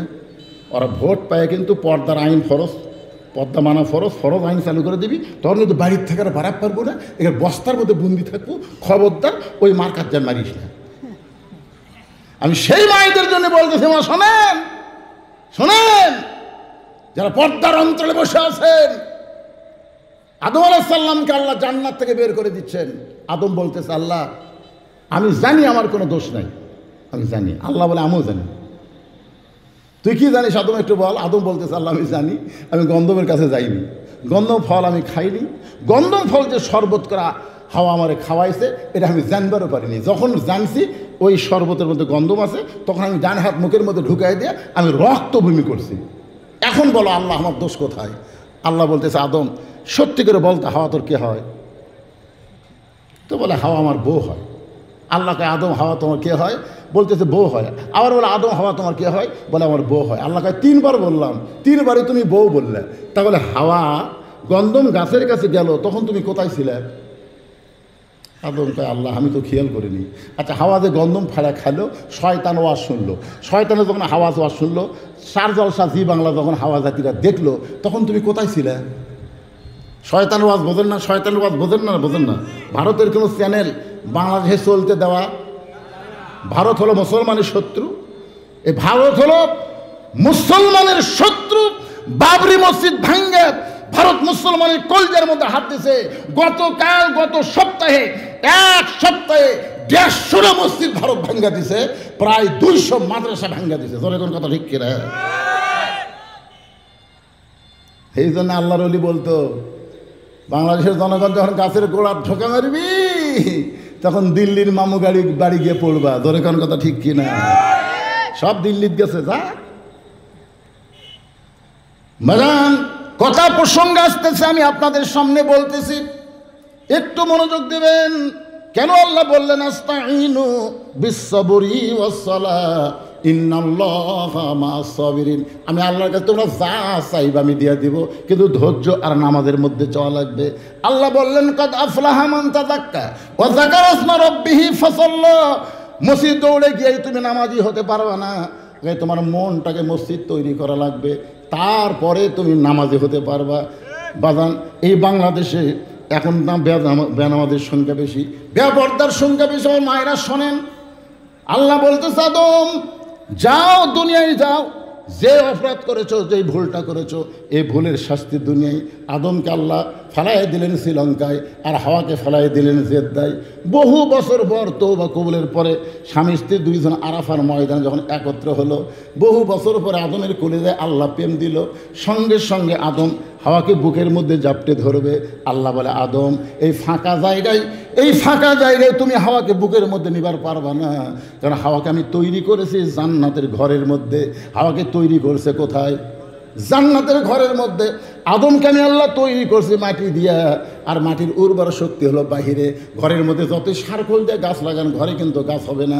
ওই বাহিরে ফাঁকা জায়গায় গাছ লাগান, গাছটা কিন্তু আপনার ভালো হবে। মাটি যত বাহিরে থাকবে, মাটির শক্তি তত বেশি হবে। আর হাড় থাকবে ভিতরে।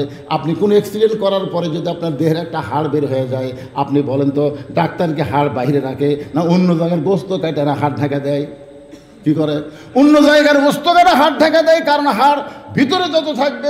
এই জন্য আল্লাহ বলেছেন হাড়ের জাতিকে, আমার মায়েদেরকে লক্ষ্য করে আল্লাহ বললেন অকরনা ফি বুয়ুতিকুন্না ওয়ালা তাবাররুজনা তাবাররুজাল জাহিলিয়াতিল উলা।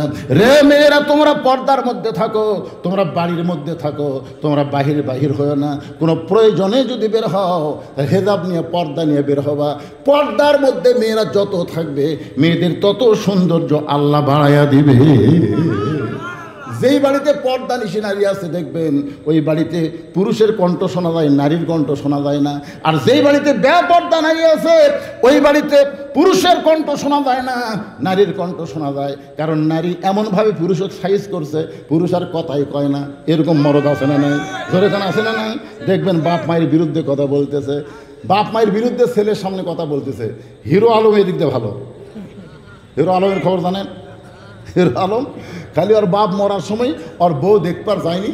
ওই কাছে বাপ মরলে বাপ পাওয়া যাবে না, মাও মরলে মাও পাওয়া যাবে না, কিন্তু বউ যদি সকালে মরে বিকালে বিয়ে করা যাবে। বউ ছাড়া দিলে বউ পাওয়া যাবে, বউ মরে গেলে বউ পাওয়া যাবে। কিন্তু আমার বাপ মরে গেছে, যে বউ আমার বাবুকে দেখবার আসেনি, সেই রিয়ামণিকে আর আমি আমার ঘরে রাখবো না, আমি তালাক দিয়ে দিলাম। হিরো আলম সব দিক দিয়ে হিরো বারে, দেখছেন? সব দিক দিয়ে হিরো।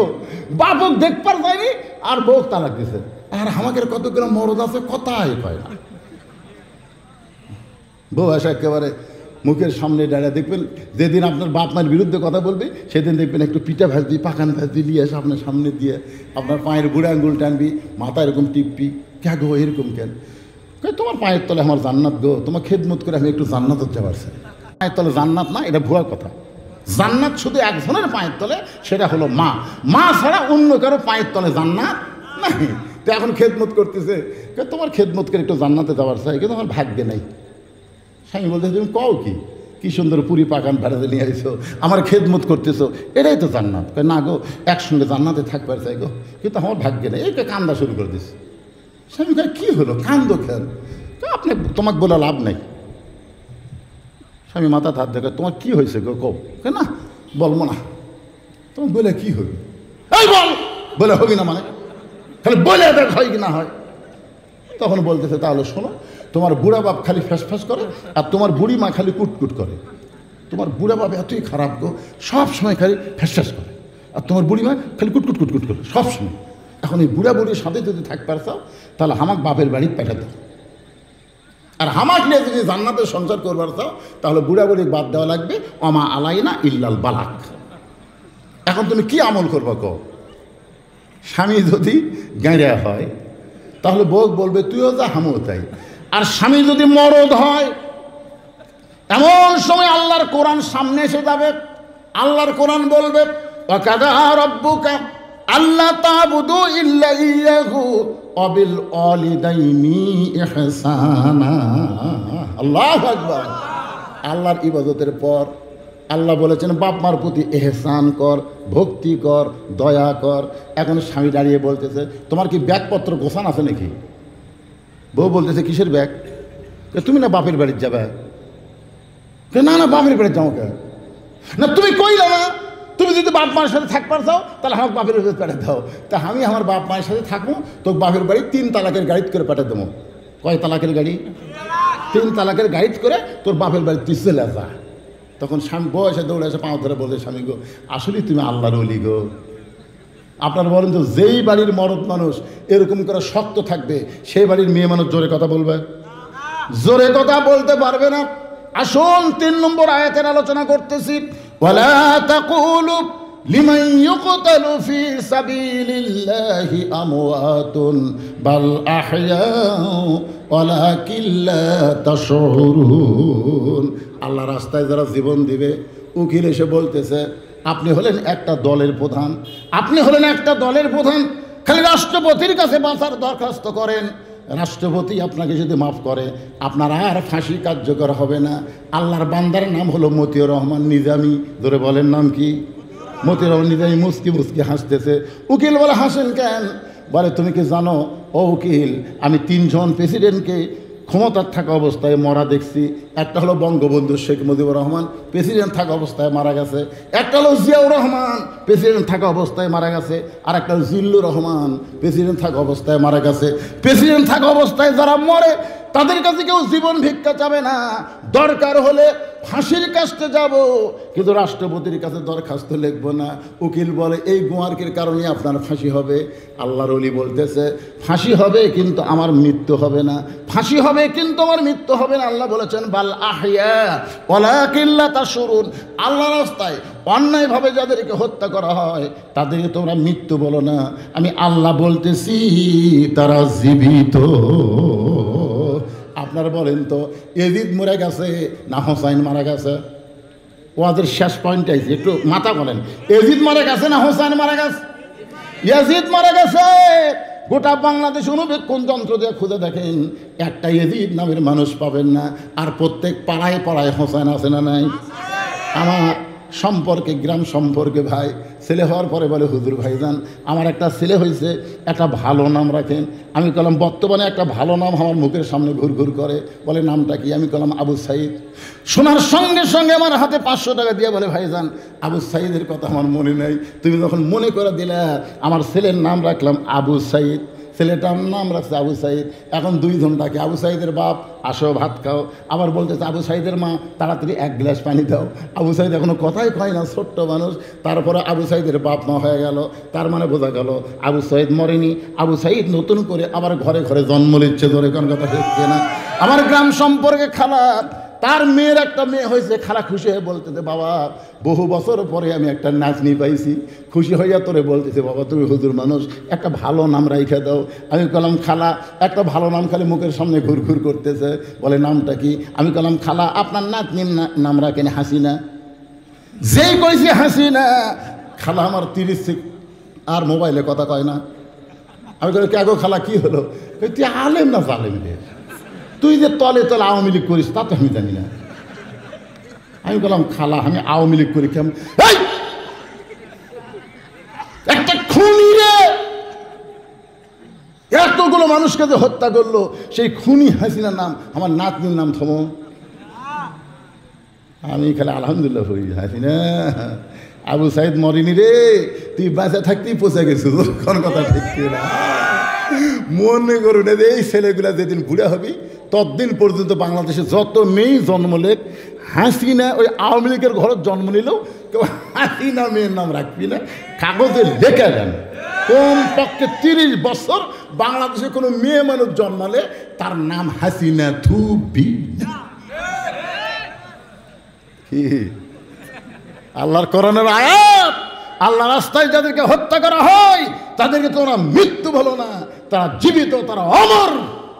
আল্লামা সাইদি মরে নাই, তোমরা তাকে হত্যা করেছো। গোটা বাংলাদেশে দেলোয়ার হোসেন নাম শুনলি মানুষের ভিতরে একটা আলাদা মহব্বত পয়দা। কথা কন না কেন ভাই, কথা কন না? আল্লামা সাইদি তুমি মরনি, শহীদ হয়েছ আমরা এটাই জানি। সবাই ইস্তেগফার বলেন, আস্তাগফিরুল্লাহ রাব্বি মিন কুল্লি জামবি আতুবু ইলাইহি লা হাওলা ওয়ালা কুওয়াতা ইল্লা বিল্লাহিল আলিয়্যিল আযীম। আল্লাহুম্মা সাল্লি আলা মুহাম্মদ, আল্লাহুম্মা বারিক আলা মুহাম্মদ। যেই ছেলেরা কষ্ট করে মেহনত করে আজকের জান্নাতের বাগান লাগাইছে, তাদের জন্য একটা দোয়ার দরকার আছে না নাই? আপনি কিছু বলবেন? আল্লাহুম্মা আমিন। এই মোনাজাত করে যান, বসেন, সবাই বসেন। বাড়িতে যাওয়ার পারবেন কিনা কি গ্যারান্টি আছে? আপনি বাড়ি যাওয়ার আগে হয়তো হাসপাতালে যাওয়া লাগতে পারে। বসেন। আল্লাহুম্মা আনতাস সালাম ওয়া মিনকাস সালাম তাবারাকতা ইয়া যাল জালালি ওয়াল ইকরাম। আয় আল্লাহ তাআলা, কঠিন গরমের ভিতরে আমার পিছন দিকে ফ্যান দেওয়া হয়েছে।